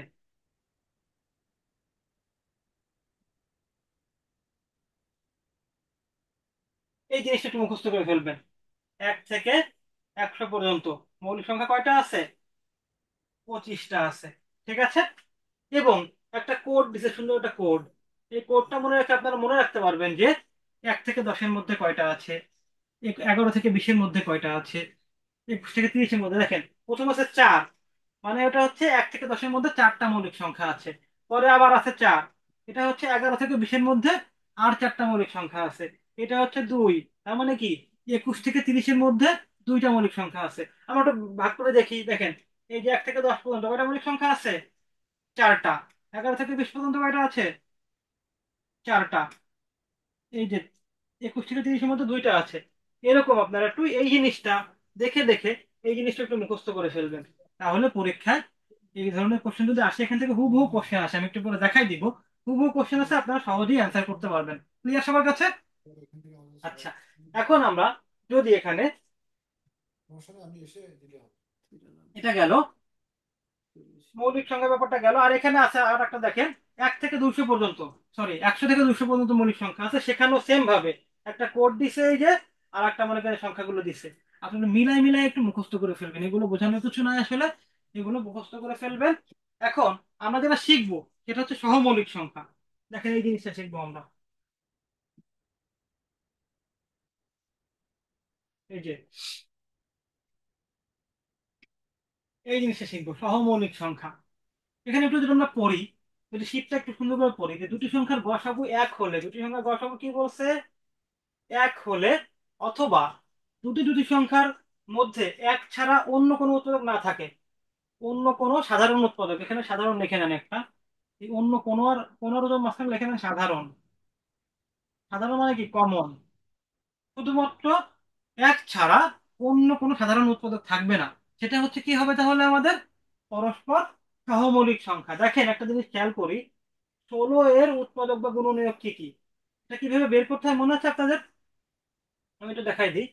এই যে 16 সমান সমান কি, 1 গুণ 16, 2 গুণ 8, 3 তো যায় না, 4 যায়, 4 গুণ 4। তাহলে 16 এর উৎপাদক সমূহ কি কি, 1 2 4 8 16, এই যে সেইটা দেখছেন। ঠিক একইভাবে 30-এর উৎপাদক কি কি, 1 2 3 5 6 10 15 30। আশা করি এটা বের করতে পারবেন, না বের করতে পারলে আমাকে বলবেন, বা এখনই বলতে পারেন কেউ, আমি বের করা শিখাই দিব। তারপরে কি আছে, 35-এর উৎপাদক দেখেন এই যে। এখন দেখেন তো জিনিসটা, এই যে 16 এর উৎপাদক যেটা আছে সেটা কি কি আছে, 1 2 4 8 16। 30-এর কি কি আছে, 1 2 3 5 6 10 15 30। এদের মধ্যে এই যে এক আছে, এখানেও এক আছে, এক সবার মধ্যে থাকবে, কিন্তু এক থাকা কোনো প্রবলেম না, বলছে এক ছাড়া। এক ছাড়া যদি অন্য কোনো কিছু কমন না থাকে, সেটা হবে কি, পরস্পর সহমৌলিক। দেখেন তাহলে কি আছে, এখানে 2 আছে একটা, দেখছেন এখানেও 2 আছে। তার মানে কি, এক ছাড়া 16 এবং 30-এর মধ্যে আর একটা কমন উৎপাদক আছে, সেটা কত, এটা হচ্ছে 2। কিন্তু আমাদের কন্ডিশন ছিল কি, সহমৌলিক সংখ্যা হতে হলে এক ছাড়া কোনো কমন উৎপাদক বা সাধারণ উৎপাদক থাকা যাবে না, কিন্তু এখানে 2 আছে। তার মানে কি আমি বলতে পারবো যে এই 16 আর 30 কি সহমৌলিক বলতে পারবো নাকি সহমৌলিক বলতে পারবো না, কোনটা বলতে পারবো না? তাহলে 16 আর 30 কি সহমৌলিক হবে নাকি হবে না, একটু বলেন তো আমাকে।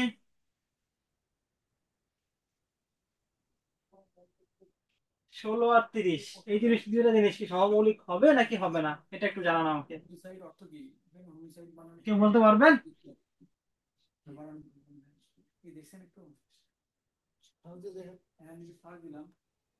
সবাই একটু রেসপন্স করলে কিন্তু ভালো লাগে ক্লাস করাইতে, হ্যাঁ, একটু রেসপন্স করার চেষ্টা করুন সবাই, এটা আমি বুঝতে পারবো না যে আপনারা কিছু বুঝতেছেন নাকি বুঝতেছেন না। তাহলে আমরা যেটা শিখছি, আমরা সংজ্ঞা থেকে শিখছি যে দুটি সংখ্যা যদি গসাগু এক হয়, আর গসাগু এক কখন হবে, তখন এদের মধ্যে কোনো সাধারণ উৎপাদক থাকবে না। আমি দেখলাম 16 এবং 30-এর মধ্যে সাধারণ উৎপাদক আছে একটা 2, এই যে একটা 2 আছে। তার মানে কি এদের লসাগু কত হবে, না গসাগু কত হবে, 2 হবে গসাগু। কিন্তু বলছে গসাগু এক হলে সেটা সহমৌলিক, যদি একের বেশি হয় সে সহমৌলিক হতে পারবে না। তার মানে কি 16 আর 30 হচ্ছে আপনার কি না, সহমৌলিক সংখ্যা না। ঠিক তেমনি দেখেন 30 এবং 35 যদি আমি দেখি, আমরা সব মুছে দিই আগে, মুছে সুন্দর করে বুঝাই দিই।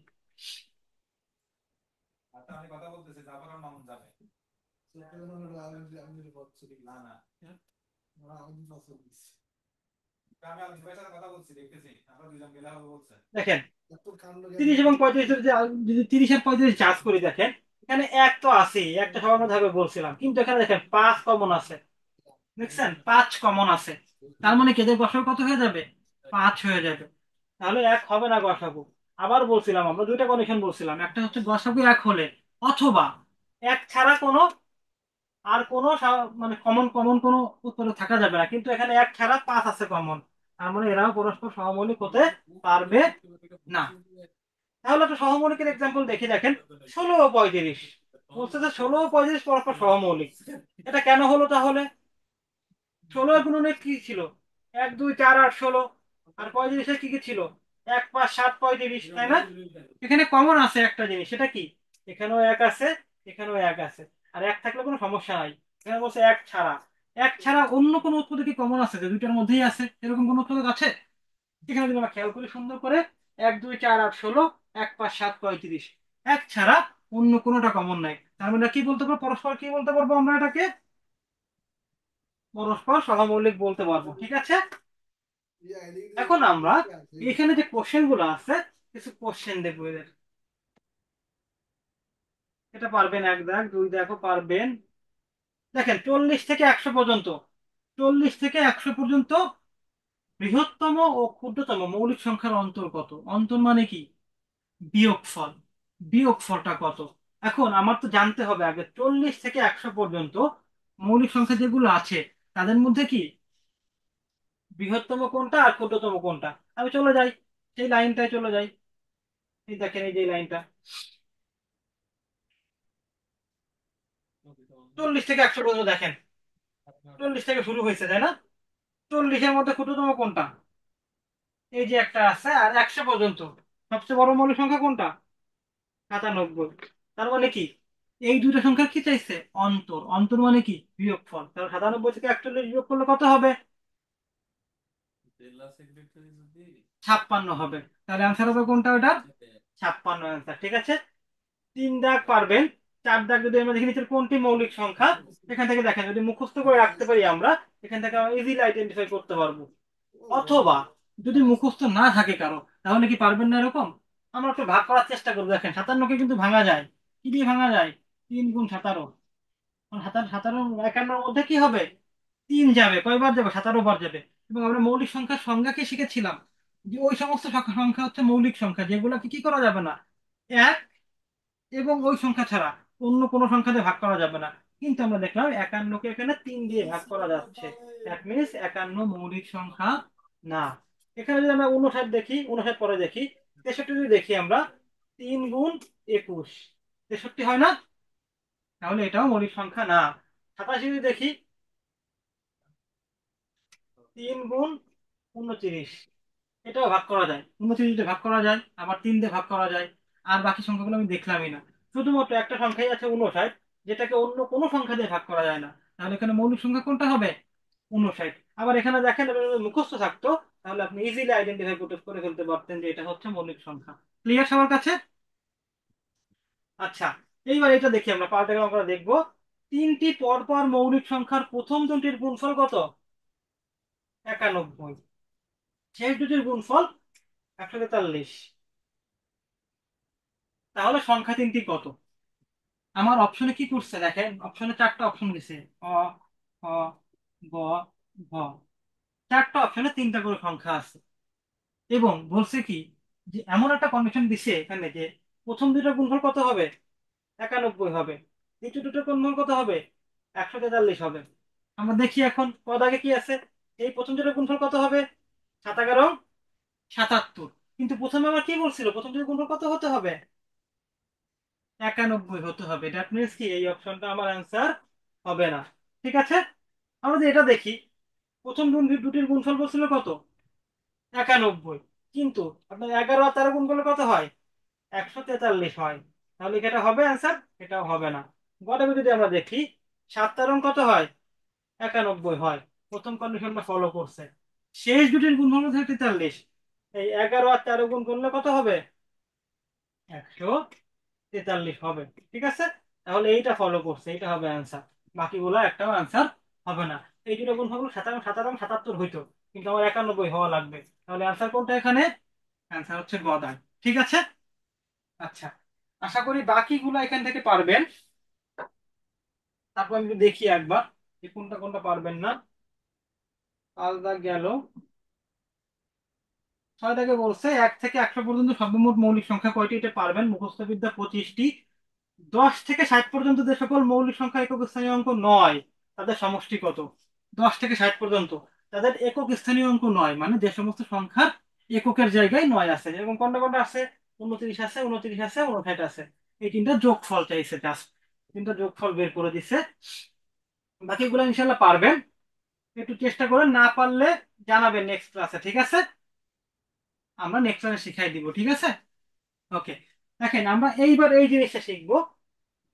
আমাদের মোটামুটি মৌলিক সংখ্যা ব্যাপারটা ক্লিয়ার। এখন আমরা যেটা শিখবো সেটা হচ্ছে যে ভগ্নাংশ দেওয়া থাকবে, ভগ্নাংশ থেকে আমরা বড় এবং ছোট বের করা শিখবো, যে আসলে কোনটা, কোন ভগ্নাংশটা বড়, কোন ভগ্নাংশটা ছোট। আসেন এবার শিখছি একটু। সবাই রেডি? আচ্ছা, এখন ভগ্নাংশ যে বড় আর ছোট এটা বের করার একটা টেকনিক আছে, বুঝছেন? এই দেখেন চারটা নিয়ম দিয়ে দিছে। 1 নাম্বার নিয়ম, 2 নাম্বার নিয়ম, 3 নাম্বার নিয়ম, 4 নাম্বার নিয়ম।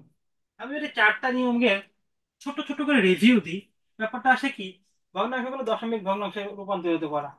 মানে মনে করেন যে 1/2 আছে, তাহলে আমরা এটাকে কি করব, ভাগ করে দশমিক ভগ্নাংশ নিব। তাহলে যায় না, তাহলে 0, 5 × 2 = 10। Okay fine. তাহলে 1/2 হচ্ছে মানে কি, 0.5। এরকম ভগ্নাংশগুলো বের করে আমরা সবগুলো জাজ করব।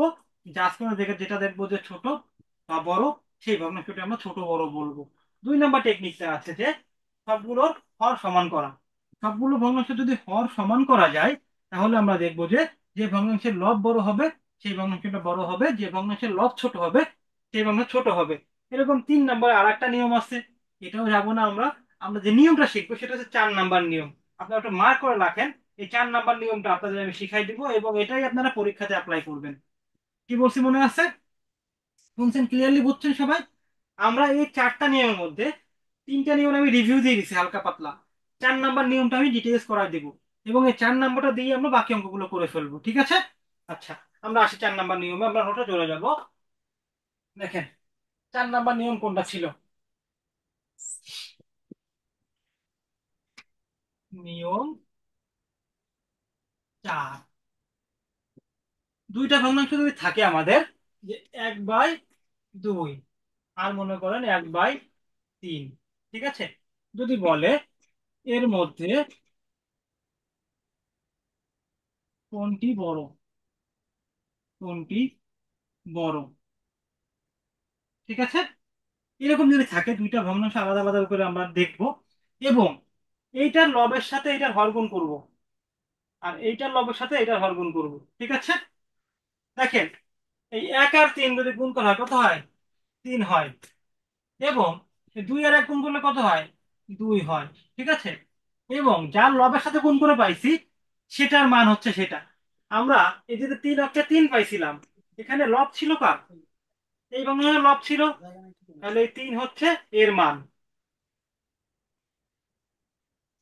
আর এই যে 2 পাইছিলাম, এই গুণ ফলে 1 আর 2 আমি গুণ করছিলাম, 1 আর 2 গুণ করছিলাম, এই 1 ছিল কার? এর ছিল 1। তাহলে আমাদের এইটার মান হচ্ছে কোনটা? এইটা, ঠিক আছে? এখন আমি দুইটা মান তুলনা করব জাস্ট, আর কিচ্ছু করা লাগবে না, just মান তুলনা করব। একটা আছে 3, একটা আছে 2। কোনটা বড় ভাই? অবশ্যই 3 বড়। এবং এই 3টা কার মান? এই 3টা হচ্ছে 1/2 এর ভ্যালু। তার মানে কি, আমার এই দুইটা ভগ্নাংশের মধ্যে বড় হবে কোনটা? 1/2, ঠিক আছে? এখন আমি আরেকটা এক্সাম্পল দেখি। 2/7 এবং 3/8। আমি যদি বলি এই দুইটা ভগ্নাংশের মধ্যে বড় কোনটা, তাহলে আমরা কিভাবে বের করবো? আমরা কেবল শিখলাম, মাত্রই শিখলাম যে আমরা কি করব, একটা লবের সাথে আর একটা হরগুণ তুলনা করব। তাহলে আমরা এখানে এই লবের সাথে গুণ দেবে কত? 8 সমান সমান কত হবে? 16 হবে, তাই না? আর আমি কি করব, এর লবের সাথে গুণ দেবো আর আরেকটা হর দিব গুণ, তাহলে কত হয়? 3×7 = 21। ওকে, তাহলে এটার মান কত? 16। এটার মান হচ্ছে 16 এবং এটার মান কত? এই ভগ্নাংশটার মান হচ্ছে কত? 21। কোন মানটা বড়? 21 বড় নাকি 16 বড়? অবশ্যই 21 বড়। তাহলে 21 ছিল কার মান? এই 8/3 এর মান। তাহলে আমি যদি বলি এই দুইটা ভগ্নাংশের মধ্যে কে বড়, তাহলে কে বড় হবে? 3/8 বড় হবে। ক্লিয়ার? এখন আমরা এর কিছু প্র্যাকটিক্যাল এক্সাম্পল দেখবো, আসেন প্র্যাকটিক্যাল এক্সাম্পল দেখি।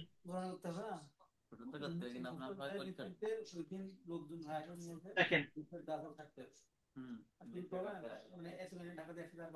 এখানে বলছে, প্রথম অঙ্কটা বলছে যে নিচের কোন ভগ্নাংশটি ছোট, কোন মানে ছোট মানে কোনটা ছোট এটা বলছে। এখন আমরা চারটা ভগ্নাংশ একবারে জাজ করতে যাব না, কারণ আমরা শিখছি কয়টা, দুইটা করে শিখছি তাই না? তো আমরা দুইটা দুইটা করে জাজ করি, এই 5/2 আর এটা জাজ করি তাই না?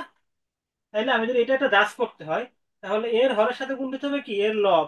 তাই কত হবে, 4×5 = 20।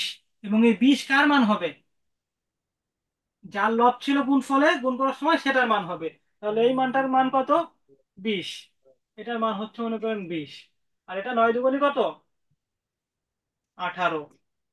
তাহলে কত, এই 20 আর 18 মধ্যে ছোট কে, আমার কাছে কোনো ছোট। তাহলে আমার কি এই ভগ্নাংশ থেকে এই ভগ্নাংশ ছোট না? তাহলে আমার কি ছোটটা চাইছে, মানে এটা বড় হয়ে গেছে একটার থেকে, এটা বাদ। তারপর ছোটটা বের করব। এবার আমি তুলনা করব এটার সাথে, যে এইটা আর এটার মধ্যে কোনটা বড়। তাহলে 3×2 = কত হয়, আমি যদি এটা দিয়ে একটু মুছে দিই, এটা আগেরটা তো তুলনা করা হয়ে গেল।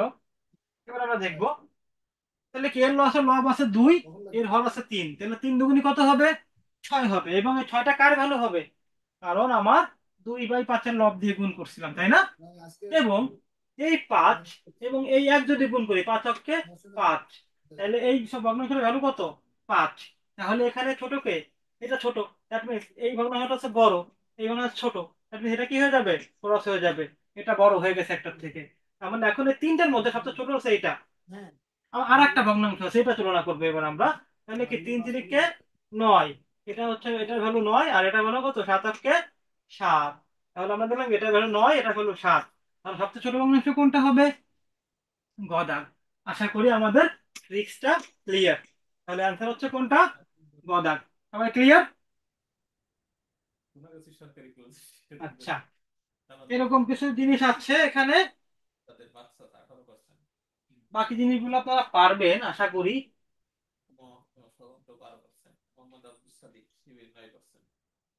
কোনটি বড়, আচ্ছা এই 7 দাগেরটা করা যায় একটু, আমি এই 7 দাগের অঙ্কটা করে আসেন। আমরা কি বলছি যে কোনটি বড়, আমরা তখন শিখছি যে ভগ্নাংশের মধ্যে বড় ছোট করা শিখছি তাই না, এটা শিখছি। এবার আমরা এখানে এই দুটার মধ্যে বড় ছোট কিন্তু বের করতে পারবো, ওকে ফাইন। কিন্তু বাকি দুটা কি পারবো, বাকি দুটো আমি ভগ্নাংশ না, আমরা তো এটার মধ্যে বড় ছোট করা শিখি নাই। কিন্তু আমরা এই দুটোকে সিস্টেম করে ভগ্নাংশ বানাই নিব। আমরা যদি পদ একে ভেবে লিখি, 3/10 হবে না, ঠিক আছে না,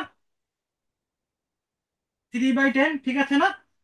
আর যদি আমরা √3 করি, 0.3 যদি √ওভার করি, তাহলে কত আসবে আনুমানিক,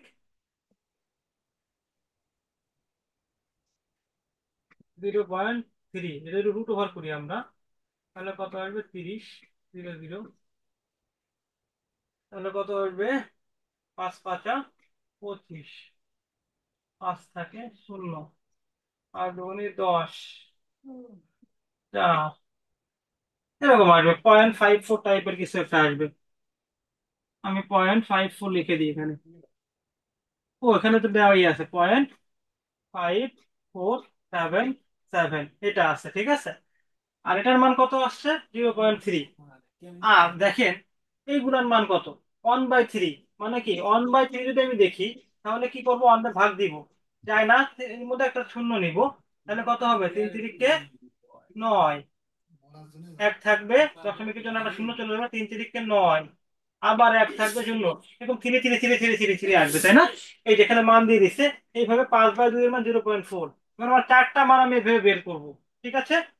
এখন দেখেন যে সবচেয়ে বড় কোনটা, চারটা মানের মধ্যে সবচেয়ে বড় হয়েছে কোনটা, এটা হচ্ছে 0.3, এটা হচ্ছে 0.54, এটা হচ্ছে 0.33, এটা 0.4। সবচেয়ে বড় হচ্ছে আমার এই জিনিসটা। তাহলে অ্যান্সার কোনটা, রাইট, এই জিনিসটা হচ্ছে রাইট, রাইট অ্যান্সার, ঠিক আছে। আচ্ছা, তারপরে আমরা যদি দেখি, দেশের প্রধান দুই শত্রু, এক শত্রু বিএনপি আর এক শত্রু সুডিন।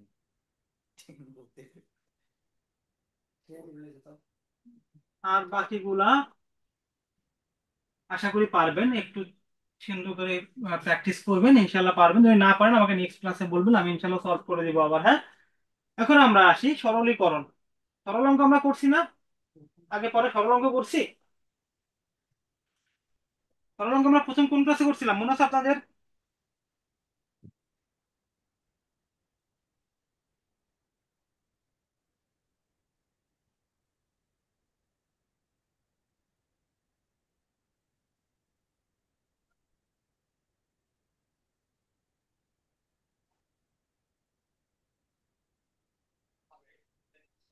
সরল অঙ্ক আমরা প্রথম কোন ক্লাসে করছিলাম মনে আছে? সরল করার সময় একটা টেকনিক ফলো করতে হয়, মনে আছে আপনাদের সবার? শেষ করছি এটা পরের ব্যাপার। দেখেন আমাদের এক দাগে যে অঙ্কটা আছে সেটা কি আছে? এক দাগের অঙ্কটা আছে এরকম, 2 গুণ 3 গুণ 0.5, ডিভাইডেড বাই কত আছে? 1.5। এটাকে আমার করবো, ঠিক আছে? এটা যদি আমি করতে চাই তাহলে আমার কি করতে হবে? সবগুলোকে পূর্ণ সংখ্যা বানাই ফেলবো আমরা, হ্যাঁ? এখানে কি 0.5 আছে, তো 0.5 যদি আমরা দশমিক উঠাইতে হয় তার বিনিময়ে একটা নিচে কি নেওয়া লাগবে? দশমিকের বিনিময়ে একটা এক নেওয়া লাগবে। আর দশমিকের পরে সংখ্যা আছে কয়টা? একটা সংখ্যা আছে, দ্যাট মিনস একটা শূন্য নিতে হবে। তার মানে কি 0.5 যদি দশমিক উঠাইতে হয় এই নিচের দিকে একটা কি গুণ দেওয়া লাগবে? 10 গুণ দেওয়া লাগবে। ঠিক একই ভাবে 1.5 দশমিক উঠাইতে হয় তাহলে কি দশমিকের বিনিময়ে একটা এক নেওয়া লাগবে। এবং দশমিকের পরে চিহ্ন আছে সংখ্যা আছে কয়টা? একটা, দ্যাট মিনস একটা শূন্য নেওয়া লাগবে। তো এটা যেহেতু নিচে আছে আমরা এই 10 গুণ দিব কোথায়? উপরে গুণ দিব। আমরা 80 বসাই, 2 গুণ 3 গুণ 5 বসাই, দশমিক উঠাই দিছি। দশমিক উঠার জন্য কি করতে হবে? একটা এক নিতে হবে আর দশমিকের পরে এক সংখ্যা আছে শূন্য নিতে হবে। এটা হচ্ছে 5-এর বিনিময়ে নিলাম। আমরা এবার কি করবো? 1.5 থেকে দশমিক উঠাই দিব। দশমিক উঠানোর জন্য এখানে একটা এক নিব। আর দশমিকের পরে কয়টা সংখ্যা আছে? একটা সংখ্যা আছে, তারপরে তার বিনিময়টা শূন্য নিব, ঠিক আছে? তাহলে 10 10 কাটা, 3 অক্ষে 3, 3 5 15, 5 অক্ষে 5, 5 অক্ষে 5, তাহলে অ্যান্সার কত হবে এটা? 2। সবাই ক্লিয়ার? দেখেন কেউ বুঝছেন কিনা, না বুঝলে আমাকে বলেন, আমি আবার বুঝাই দিই।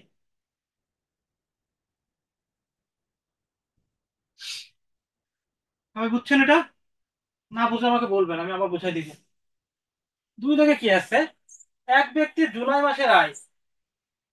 দুই দাগে বলছে এক ব্যক্তির জুলাই মাসের আয়। জুলাই মাসে যা আয় করে বাকি 11 মাসে কি আয় করে? 11 মাসে সেই একই ইনকাম করে, তাই না? জুলাই মাসে যে ইনকাম করে বাকি 11 মাস সম্পূর্ণ ধরে সেই ইনকাম করে। ওকে ফাইন, তাহলে জুলাই মাসে ধরে নিই X টাকা ইনকাম করে, তাহলে বাকি 11 মাসে সে ইনকাম করবে কত? সেম। তাহলে এক্স, মানে জুলাই মাসে যা ইনকাম করে বাকি 11 মাসে তাই ইনকাম করে, তাই না? এখন বলছে এই যে জুলাই মাসের যে ইনকামটা সেটা তার টোটাল ইনকামের কত পার্সেন্ট বা কত অংশ? তাইলে টোটাল তার ইনকাম কত? মোট ইনকাম কত? তাহলে তার মোট আয় কত হবে? এক্স আর এক্স যোগ করলে কত হবে? 2x। 2x বসালাম। এখন বলছে তার জুলাই মাসের ইনকাম তার টোটাল আয়ের কত। তাহলে জুলাই মাসের ইনকাম, তাহলে জুলাই মাসেরটা উপরে বসবে আর নিচে বসবে কি? টোটাল যে ইনকামটা সেটা। এটা হবে অ্যান্সার, ঠিক আছে? তাহলে এক্স এক্স কাটাকাটি থাকলে কি 1/2 হবে। ক্লিয়ার সবার কাছে?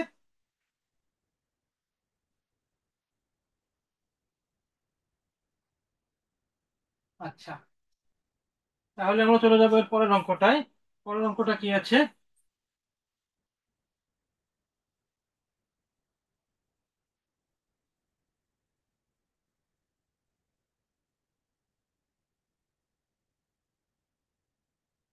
পরের অঙ্কটা আছে হচ্ছে 0.1, 3 ভাগ যদি আমি করি 0.1 গুণ 1.1 গুণ 1.2 ডিভাইডেড বাই কি আছে নিচে? 0.01 আর 0.02, 0.01 গুণ 0.02। এইটা অঙ্ক, তাই না? এরপরে যে আমরা কি করবো, আমরা সবগুলোকে দশমিক আগে উঠাই দিব। দশমিকটা কি করব?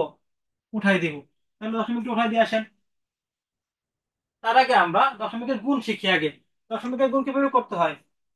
এই যে 1.1, মনে করি 1.2 আর 1.1 গুণ করবো। এটা আমরা দশমিক বাদ দিয়ে আগে পূর্ণ সংখ্যার গুণটা করে নিব। করেন।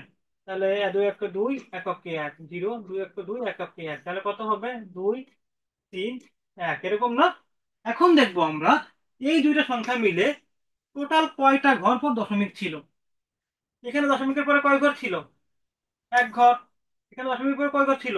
এক ঘর। টোটাল কয় ঘর পর দশমিক হবে? দুই ঘর পর। তাহলে এক, দুই। তাহলে দশমিকটা হবে কোথায়? 1.32, এই জায়গাটায় হবে, ঠিক আছে। আর আমি যদি এখানে 0.1 গুণ করি, এর সাথে 0.1 যদি গুণ করি, দশমিক বাদ দিয়ে গুণ করেন, 132 হচ্ছে 132। এইবার এখানে দুই ঘর পর দশমিক ছিল, আর এখানে এক ঘর পর দশমিক, টোটাল তিন ঘর পর দশমিক হবে, এক, দুই, তিন। তাহলে কত হয়ে যাবে উপরে? 0.132 হয়ে যাবে, তাই না? আর নিচে কি হবে দেখেন, দুই একটা তাহলে দুই করব। আমরা এখানে দুই ঘর পর দশমিক আছে, এখানে দুই ঘর পর দশমিক আছে, টোটাল কয় ঘর পর দশমিক বলবে? চার ঘর পর দশমিক বলবে। তাহলে কি আমার একটা ঘর আছে, বাকি তিনটা ঘর আমি শূন্য দিয়ে ফিল আপ করে দিব। ঠিক আছে, এটা হচ্ছে মূলত একবার করলাম। এরপর আমরা কি করব? দশমিক উঠাই দিব। এটা যদি দশমিক উঠাইতে হয়, এই দশমিকের বিনিময়ে একটা এক নিব, আর পর নিচে দিব তিনটা শূন্য নিব। আর এখানে আছে দুই, দুই বসাই দিব। দশমিকের বিনিময়ে উপর একটা এক নিব। আর দশমিকের পরে কয়টা সংখ্যা আছে? চারটা সংখ্যা আছে। এই চারটা সংখ্যাকে আমরা চারটা শূন্য দিয়ে রিপ্লেস করে দিব, ঠিক আছে। তাহলে আমাদের এটা হচ্ছে, এখন কাটাকাটি করে আমরা অ্যান্সারটা বের করবো। দুই একটা দুই, পাঁচ দুগুণে 10। তাহলে অ্যান্সার কত হবে? তাহলে 5 132 কত হবে? 660। ঠিক আছে। আমরা যদি এরকম কখনো অঙ্ক থাকে, আমরা সিম্পলি উপরে একবার গুণ করে নিব। গুণ করাটা আমি শিখাইছি এখানে। আবার নিচে একবার গুণ করে নিব। এটা দেখে এটা বসাইছি আমরা, এই যে। এরপরে কি আমরা দশমিক উঠাই দিব, এখানে দশমিক উঠাই দিব, এই যে এই সংখ্যাগুলো আনছি। তারপর কাটাকাটি করে আমরা অ্যান্সারটা বের করে ফেলবো, ঠিক আছে। আচ্ছা, এবার হচ্ছে কি আমরা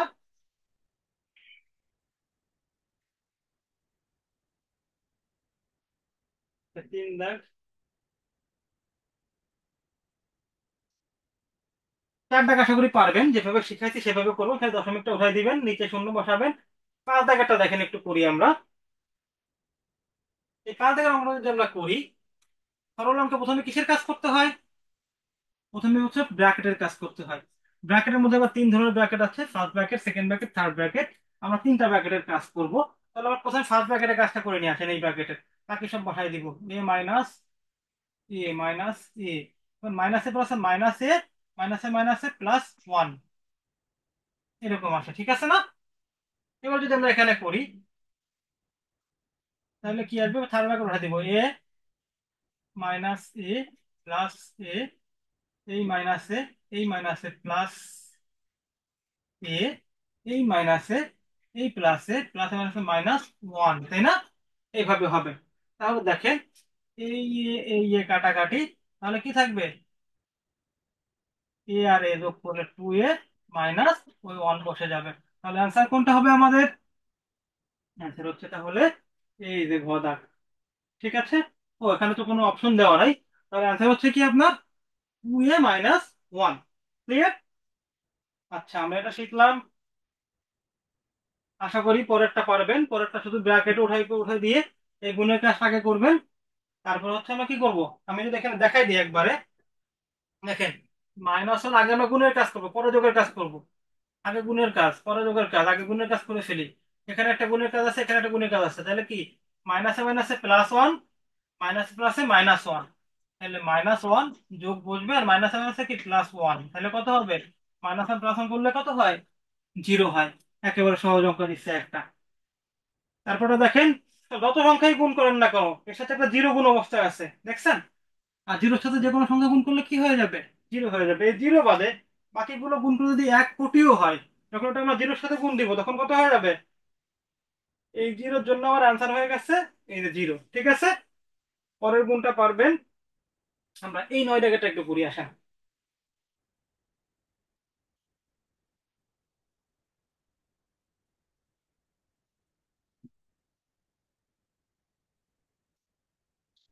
9 দাগেরটা আপনারা আগে এদের কাজটা করবেন।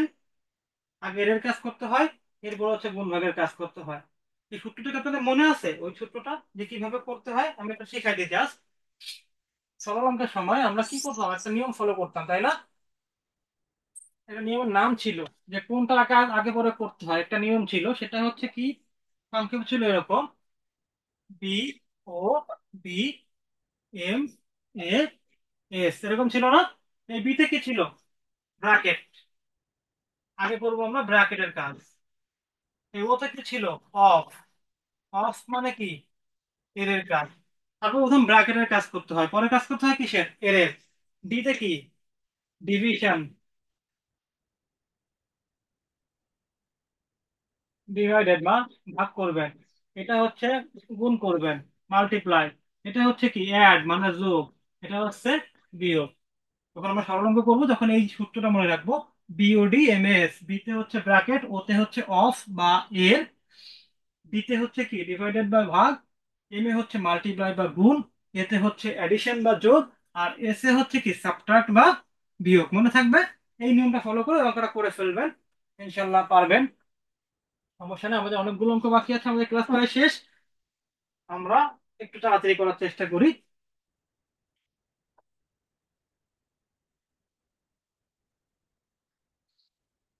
আমি এই অঙ্কটা একটু এখানে বোঝাই দিই। দেখেন কি বলছে। একটি তেলপূর্ণ পাত্রের ওজন কত কেজি? 32 কেজি। মানে একটা পাত্রে, একটা পাত্র মনে করেন, এটা আমি দেখাই। এই যে একটা মনে করেন পাত্র, এই পাত্রে যখন তেল থাকে, তেল দিয়ে ভরা থাকে, তখন ওজন হয় কয় কেজি? 32 কেজি। Okay fine. এবার আমি অর্ধেক তেল নামাই নিলাম। নামাই নেওয়ার পরে অর্ধেক তেল পূর্ণ হয়ে গেছে, এখন ব্যাপারটা ওজন কত হয়েছে? 20 কেজি। বলছে যে পাত্রটির ওজন কত, মানে এই বোতলটার ওজন কত আছে এটা বের করতে বলছে, ঠিক আছে? এখন দেখেন সুন্দর করে, যখন আমার পুরো অংশ তেল ছিল, সেই পুরো অংশ তেল এবং বোতলের ওজন কত ছিল? দেখেন এই যে পাত্র প্লাস এক অংশ তেল, এক অংশ তেল মানে কি? পুরোটা তেল। এই দুইটা মিলে কয় কেজি ছিল? 32 কেজি ছিল, ঠিক আছে? এবং বলছে যে পাত্র প্লাস হাফ অংশ তেল, মানে পরবর্তীতে যখন অংশ অর্ধেক পূর্ণ হয়ে গেছে, তখন কি হয়ে গেছে? এটার ওজন কত হয়ে গেছে? 20 কেজি।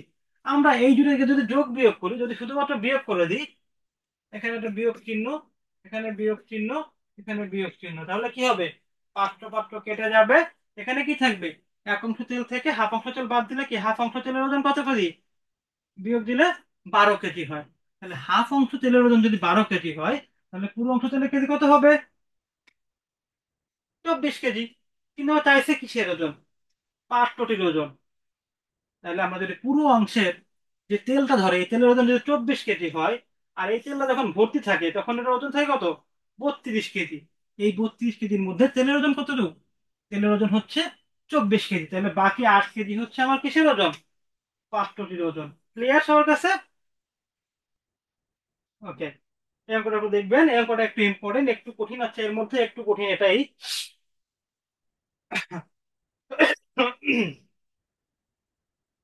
আমরা এটা দেখবো। এই বিয়োগটা দেখবো আমরা, এই অঙ্কটা দেখবো।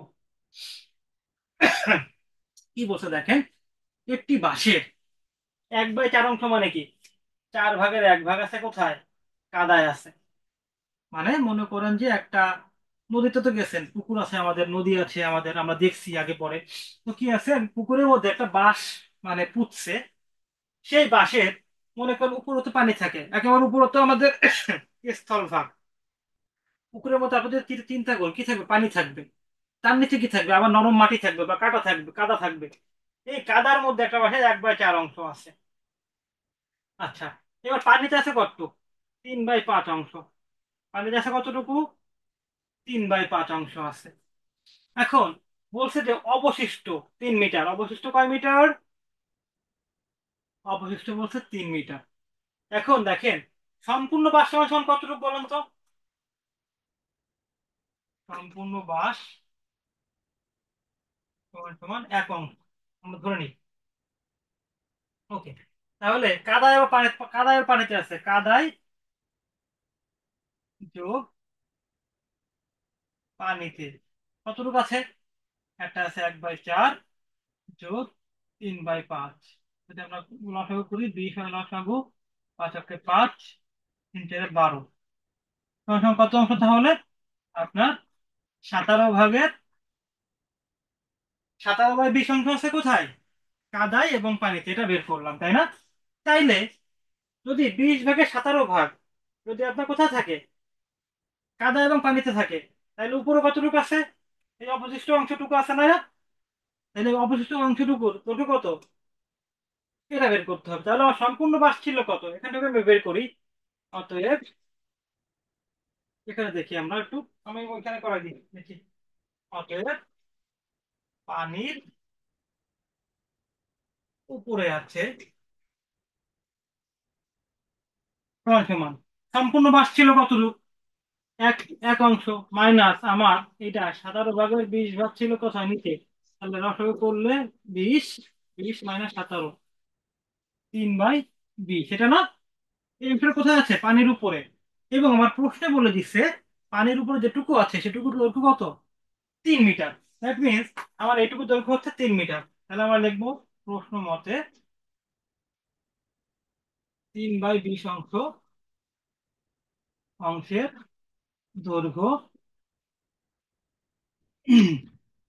সমান সমান 3 মিটার। অতএব কি চাইছে? আমাদের সম্পূর্ণ বাসার দৈর্ঘ্য চাইছে, তাই না? সম্পূর্ণ বাসা আমরা কত ধরছিলাম? এক অংশের দৈর্ঘ্য সমান সমান 3 × 20/3, এত মিটার, সমান সমান কত? 20 মিটার। ঠিক আছে, তাহলে সম্পূর্ণ বাসটির দৈর্ঘ্য কত হবে? 20 মিটার হবে। আমরা এখানে যদি দেখি অ্যান্সার কত তাহলে আমাদের, এটি অ্যান্সার হচ্ছে 20 মিটার। ঠিক আছে। ও এটার এটা একই একই অঙ্ক, ঠিক আছে। এটা হচ্ছে রিটেনে আসছিল আর পিডিতে আসছিল, এটা রিটেনে। তাহলে আমাদের আনসার কোনটা হবে? 20 মিটার, এখানেও 20 মিটার, দুইটার একই অঙ্ক। আচ্ছা, তাহলে যদি আমরা পুনর্দেখ শেষ আমাদের,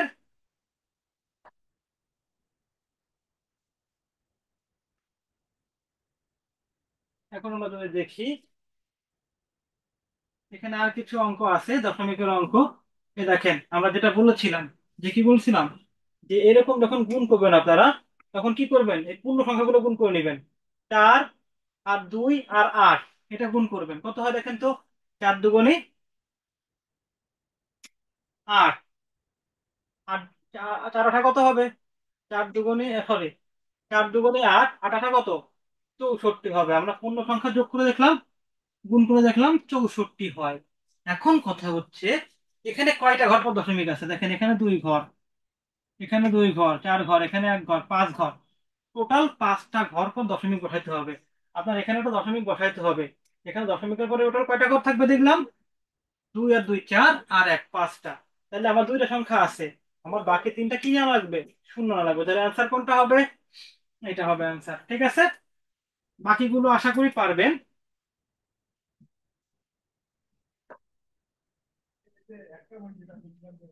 আমরা এগুলো পারবেন। বর্গমূল, আমি বর্গমূল শিখাইছি না একটু আগে? যে কোনো সংখ্যা যদি বর্গমূল করতে হয়, দেখেন আমি একটু শিখাই দিই আরেকটু। আমরা অঙ্কটা শেষের দিক চলে আসছি।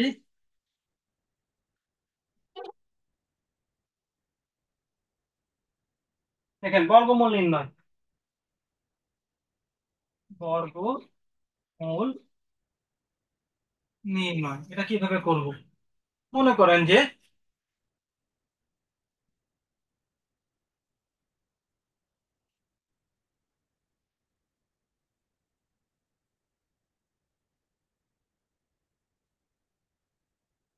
441 একটা সংখ্যা আছে, এটার বর্গমূল নির্ণয় করতে হবে।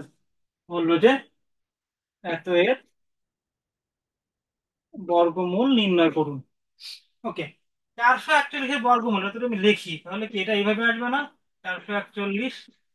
এখন বলছিলাম ওই পূর্ণ সংখ্যার বর্গমূল নির্ণয় করতে কি করতে হবে আমাদের? এইভাবে করবো আমরা, দেখেন 441 আমরা জোর জোর বাঁধবো, এদেরকে জোড়া জোড়া করবো। এবং জোড়া জোড়া পূর্ণ সংখ্যার ক্ষেত্রে আমরা করবো বাম দিক থেকে করবো, আমি শিখাইছিলাম একটু আগে, বাম দিক থেকে করবো। করে এটার এই পাশে দাগ দিব, মানে ভাগ করব আমরা। ঠিক আছে, এখন ভাগটা আমরা এই দিক থেকে বিবেচনা করব। তাহলে কত আছে? 4 আছে। আমি এমন একটা সংখ্যা নিব যে সংখ্যা 2বার গুণ করলে হয় 4 হবে, নাহলে 4-এর চেয়ে ছোট হবে।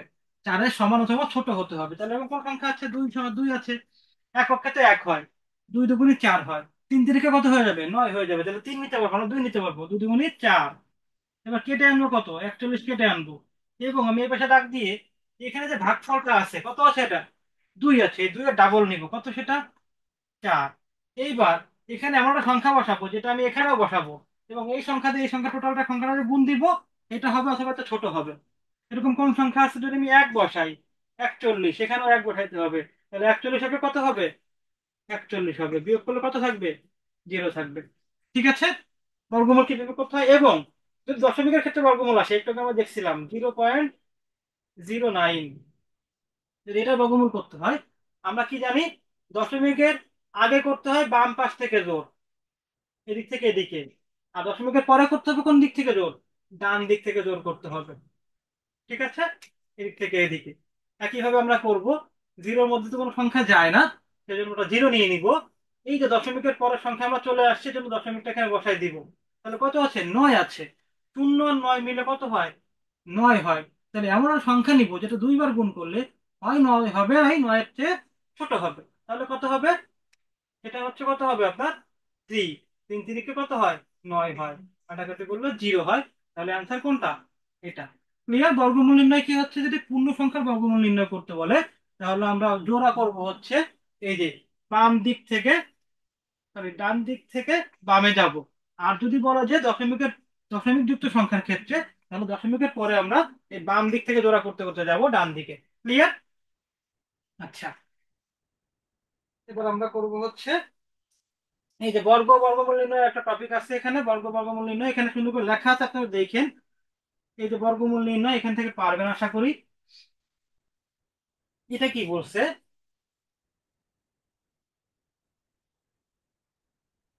দেখেন, এই মোড়ে আমরা একটু পড়ি, দেখেন একটু বোঝাই দিই। বলছে একটি স্কুলের ছাত্রদের ড্রিল করার সময়, ড্রিল বলতে বোঝা হচ্ছে আর্মিদের যেটা পিটি প্যারেড, এগুলা ড্রিল করার সময় যতগুলো ছাত্র আছে তাদেরকে কি করা যাবে? এই 8 10 12 সারিতে সাজানো যায়। 8 সারিতে সাজাতে পারবে, 10 সারিতে সাজাতে পারবে, আবার 12 সারিতে সাজাতে পারবে। আবার কি বলছে, এদেরকে বর্গাকারে সাজানো যাবে। কিভাবে সাজানো যাবে? বর্গাকারে সাজানো যাবে মানে কি? আমি দেখাই একটু। 1 2 3, 1 2 3, 1 2 3, মানে এদিক দিয়েও 3 থাকবে, এদিক দিয়েও 3 জন থাকবে। এটাকে বলা হচ্ছে বর্গাকারে সাজানো। তার মানে যদি এরকম সংখ্যা হতে হয়, দেখেন এখানে কয়জন আছে? 1 2 3 বলছিলাম, 1 2 3, তাহলে কয়জন আছে টোটাল? 9 জন আছে। যদি আমরা 4 করে দিই, 4 4 4 করে দিই, তাহলে কত হয়ে যাবে? এখানে 16 জন হয়ে যাবে। ঠিক আছে। যদি এরকম কোন মানে সিচুয়েশন বলে, তার মানে এই যে টোটাল ছাত্ররা আছে, এই ছাত্ররা অবশ্যই পূর্ণ বর্গ সংখ্যা হবে, পূর্ণ বর্গ সংখ্যা হবে। তাহলে এখানে দেখেন আমার কোনটা পূর্ণবর্গ সংখ্যা আছে, দেখেন তো এখানে। এখানে একটা মাত্র পূর্ণবর্গ সংখ্যা আছে, সেটা হচ্ছে 3600। এটাকে যদি আমি রুট ওভার করি, তাহলে 600 হয়। কিভাবে করলাম আমরা? 3600কে বর্গমূল কিভাবে করলাম? আমরা এই যে মনে করেন বাম দিক থেকে জোর করলাম, তারপরে কি 6 নিলাম, 6 6 36, কেটে আনলাম, যায় না। আর জিরোর মধ্যে তো যায় না, সেহেতু আমরা কি করব? 60 আনবো। ঠিক আছে। তাহলে বর্গমূল হয় কত? 60 হয় বর্গমূল। হ্যাঁ। আবার কি বলছে, এদেরকে কি করা যাবে? 8 সারিতে, 10 সারিতে এবং 12 সারিতে সাজানো যাবে। তার মানে কি, যে কজন ছাত্রছাত্রী আছে তারা আবার এই 8 10 এবং 12 লসাগু হবে। এখানে দুইটা কন্ডিশন। এখানে এই জিনিসটা মানে বর্গাকারে সাজানো যায় মানে হচ্ছে ছাত্র যা আছে এটা একটা পূর্ণবর্গ সংখ্যা হবে। আবার এদেরকে এত সালে সাজানো যাবে মানে কি, এদের যে লসাগু আছে এই লসাগুর সাথে এটা ম্যাচিং থাকতে হবে। ঠিক আছে। তাহলে আমি প্রথমে কি করব, দেখেন এখানে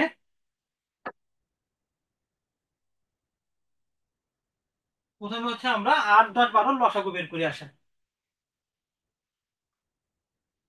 8 10 12 লসাগু বের করি আমরা। আসেন, 2 দিয়ে 4 5 6, 8 তো মনে হয় আর 2 দিয়ে যাবে, 2 5 3। লসাগু কত হয়? 2 দুগুণে 4, 4 দুগুণে 8, 5 40, লসাগু হয় কত? 120। তাইলে এটা হচ্ছে কি, এমন একটা সংখ্যা হবে যেটা হচ্ছে 120 দিয়ে ভাগ করা যাবে, আবার একটা পূর্ণবর্গ সংখ্যাও হবে। এখন 120 দিয়ে আমার এটাকে ভাগ করা যায়। ওকে, এটাকেও ভাগ করা যায়। এটাকে কি ভাগ করা যাবে? এটাকেও ভাগ করা যায়, এটাকেও ভাগ করা যায়। কিন্তু তাহলে আমরা এখানে কন্ডিশনে চলে আসি, এই কন্ডিশনে বর্গাকারে সাজানো যাবে মানে কি, এটা একটা পূর্ণবর্গ সংখ্যা হতে হবে। এখানে আমরা দেখলাম যে শুধুমাত্র 3600 বাদে অন্য কোনো সংখ্যা পূর্ণবর্গ সংখ্যা না। তাহলে আমাদের আনসার কত হবে? 3600। ঠিক আছে। তাহলে আমরা এখানে এই কন্ডিশনের জন্য আমরা বুঝতে পারলাম ওটা একটা পূর্ণবর্গ সংখ্যা হবে, তাছাড়া আর কিছু না। ওকে। এখানে বাকিগুলো আপনারা একটু দেখবেন, বাকিগুলো আপনারা দেখে নেবেন, আশা করি পারবেন। এই অঙ্কটা খুব সহজ অঙ্ক, দেখলেই বুঝবেন ইনশাআল্লাহ।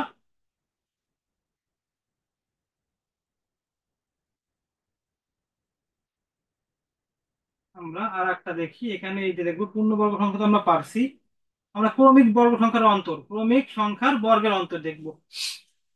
আমাদের লাস্ট টপিকটা আসবে ক্রমিক সংখ্যার বর্গের অন্তর।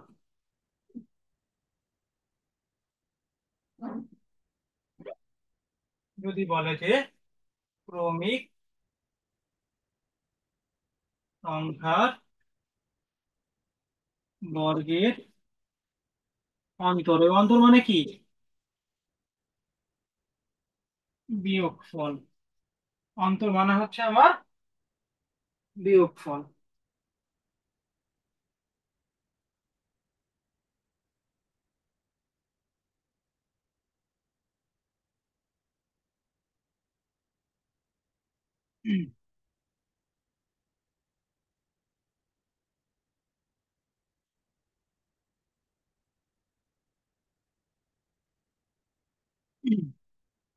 হ্যাঁ, এক জায়গায় একটা অঙ্ক আছে, বর্গের অন্তর বলছে, বর্গের অন্তর বলছে হচ্ছে আপনার 23। বলছে সংখ্যা দুটি কত? সংখ্যা দুইটি কত? এটা বের করার সুন্দর সিস্টেম আছে। আচ্ছা, আমরা আগে দেখি একের বর্গ করলে কত হয়? এক। দুইয়ের বর্গ করতে কত হয়? চার। তিনের বর্গ করলে কত হয়? নয়। ঠিক আছে, এরকম বর্গ করছে। এবং দুটো ক্রমিক সংখ্যার বর্গের অন্তর, দ্যাট মিন দেখেন একের বর্গ আর দুইয়ের বর্গ, এদের বর্গের অন্তর কত? তিন। দুইয়ের বর্গ আর নয়ের বর্গ, তিনের বর্গ, এর কত কত? পাঁচ। এরকম যদি চার আনি আমরা, চার স্কোয়ার সমান সমান কত? 16 হয়। তাহলে তিনের বর্গ আর চারের বর্গের অন্তর কত? সাত। দেখেন প্রত্যেক জায়গায় একটা জিনিস, একটু কমন জিনিস আছে, দেখেন এই দুটো সংখ্যার যোগফল যা, এদের বর্গের অন্তরও তাই। দেখছেন? আবার দুই আর তিনের যোগফল কত? পাঁচ। এদের বর্গের অন্তর কত? পাঁচ। তিন আর চারের যোগফল কত? সাত। এদের বর্গের অন্তর কত? সাত। তাহলে আমরা কি বলতে পারি? দুটি সংখ্যার বর্গের অন্তর সমান সমান দুটি সংখ্যার যোগফল। এটা একটু মুখস্থ করে করে ফেলবেন। দুটি সংখ্যার বর্গের অন্তর, এখানে একদিন লিখবেন ক্রমিক সংখ্যা, দুটি ক্রমিক সংখ্যা না হলে আবার ভুল হয়ে যাবে। ক্রমিক সংখ্যার বর্গের অন্তর সমান সমান সংখ্যা দুটির যোগফল। সংখ্যা দুটির যোগফল, ঠিক আছে। তাহলে এখানে বলছিল যে দুটি ক্রমিক সংখ্যার বর্গের অন্তর যদি 23 হয়, তাহলে সংখ্যা দুটি কত? তাহলে কত বলুন তো, কোন দুটি ক্রমিক সংখ্যার যোগফল 23 হবে? 11 এবং 12 না? এটা না? তাহলে সংখ্যা দুটি হবে কি? 11 এবং 12। এখানে আর একটা ট্রিক্স আমি একটু শিখাই দিই।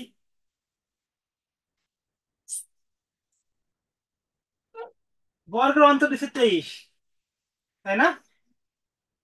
সংখ্যা দুটো যদি বের করতে হয়, 23-এর সাথে একবার এক যোগ দিবেন, 23 যোগ এক। আর একবার এক বিয়োগ দিবেন, 23 বিয়োগ এক। তাহলে ভাগ দিবেন 2 দিয়ে।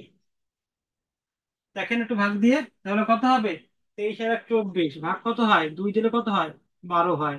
23 আর এক 22, ভাগ দিলে কত হয়? 11 হয়। ঠিক আছে, সুন্দর, দুইটা ট্রিক শিখাই দিলাম। একটা হচ্ছে যে দুটি ক্রমিক সংখ্যার বর্গের অন্তর যা হবে, সংখ্যা দুটোর যোগফলও তাই হবে। তো বলছে বর্গের অন্তর কত? 23। তাহলে আমি এমন দুটো সংখ্যা বের করব যাদের যোগফল হবে 23। তাহলে কি হয়, অপশন দেখলেই বোঝা যাবে 11 এবং 12 এমন দুটি সংখ্যা। আবার আমি আর একটা ট্রিক শিখাই দিচ্ছি, এটা আপনার শীটেই আছে, এই জন্য এটা পরে দিছি আমি। যদি ক্রমিক সংখ্যার বর্গের অন্তর দেওয়া থাকে, তার সাথে একবার যোগ দিবেন এক, আর একবার বিয়োগ দিবেন এক। তাহলে কত হবে? 23 যোগ এক 24, আর 23 বিয়োগ এক 22। এদেরকে ভাগ দিবেন 2 দিয়ে, যা হবে তাই হচ্ছে অ্যান্সার। তাহলে ভাগ দিলে 12 আর ভাগ দিলে 11। ঠিক আছে, তাহলে আজকে মোটামুটি আমরা ক্লাসের শেষ দিকে চলে আসছি। আশা করি ইনশাল্লাহ বুঝছেন আজকে লেকচার গুলো। যদি তারপর কিছু না বুঝে থাকেন, আমাদেরকে ইনশাল্লাহ নেক্সট ক্লাসে জানাবেন, ঠিক আছে? আমি তাহলে হালকা পাতলা করে বুঝিয়ে দিব। তো আজকের ক্লাসে আমরা শেষ করি। সবাইকে শুভকামনা জানিয়ে আজকের ক্লাস শেষ করছি। আসসালামু আলাইকুম। সবাই ভালো থাকবেন আর দোয়া রাখবেন আমার জন্য।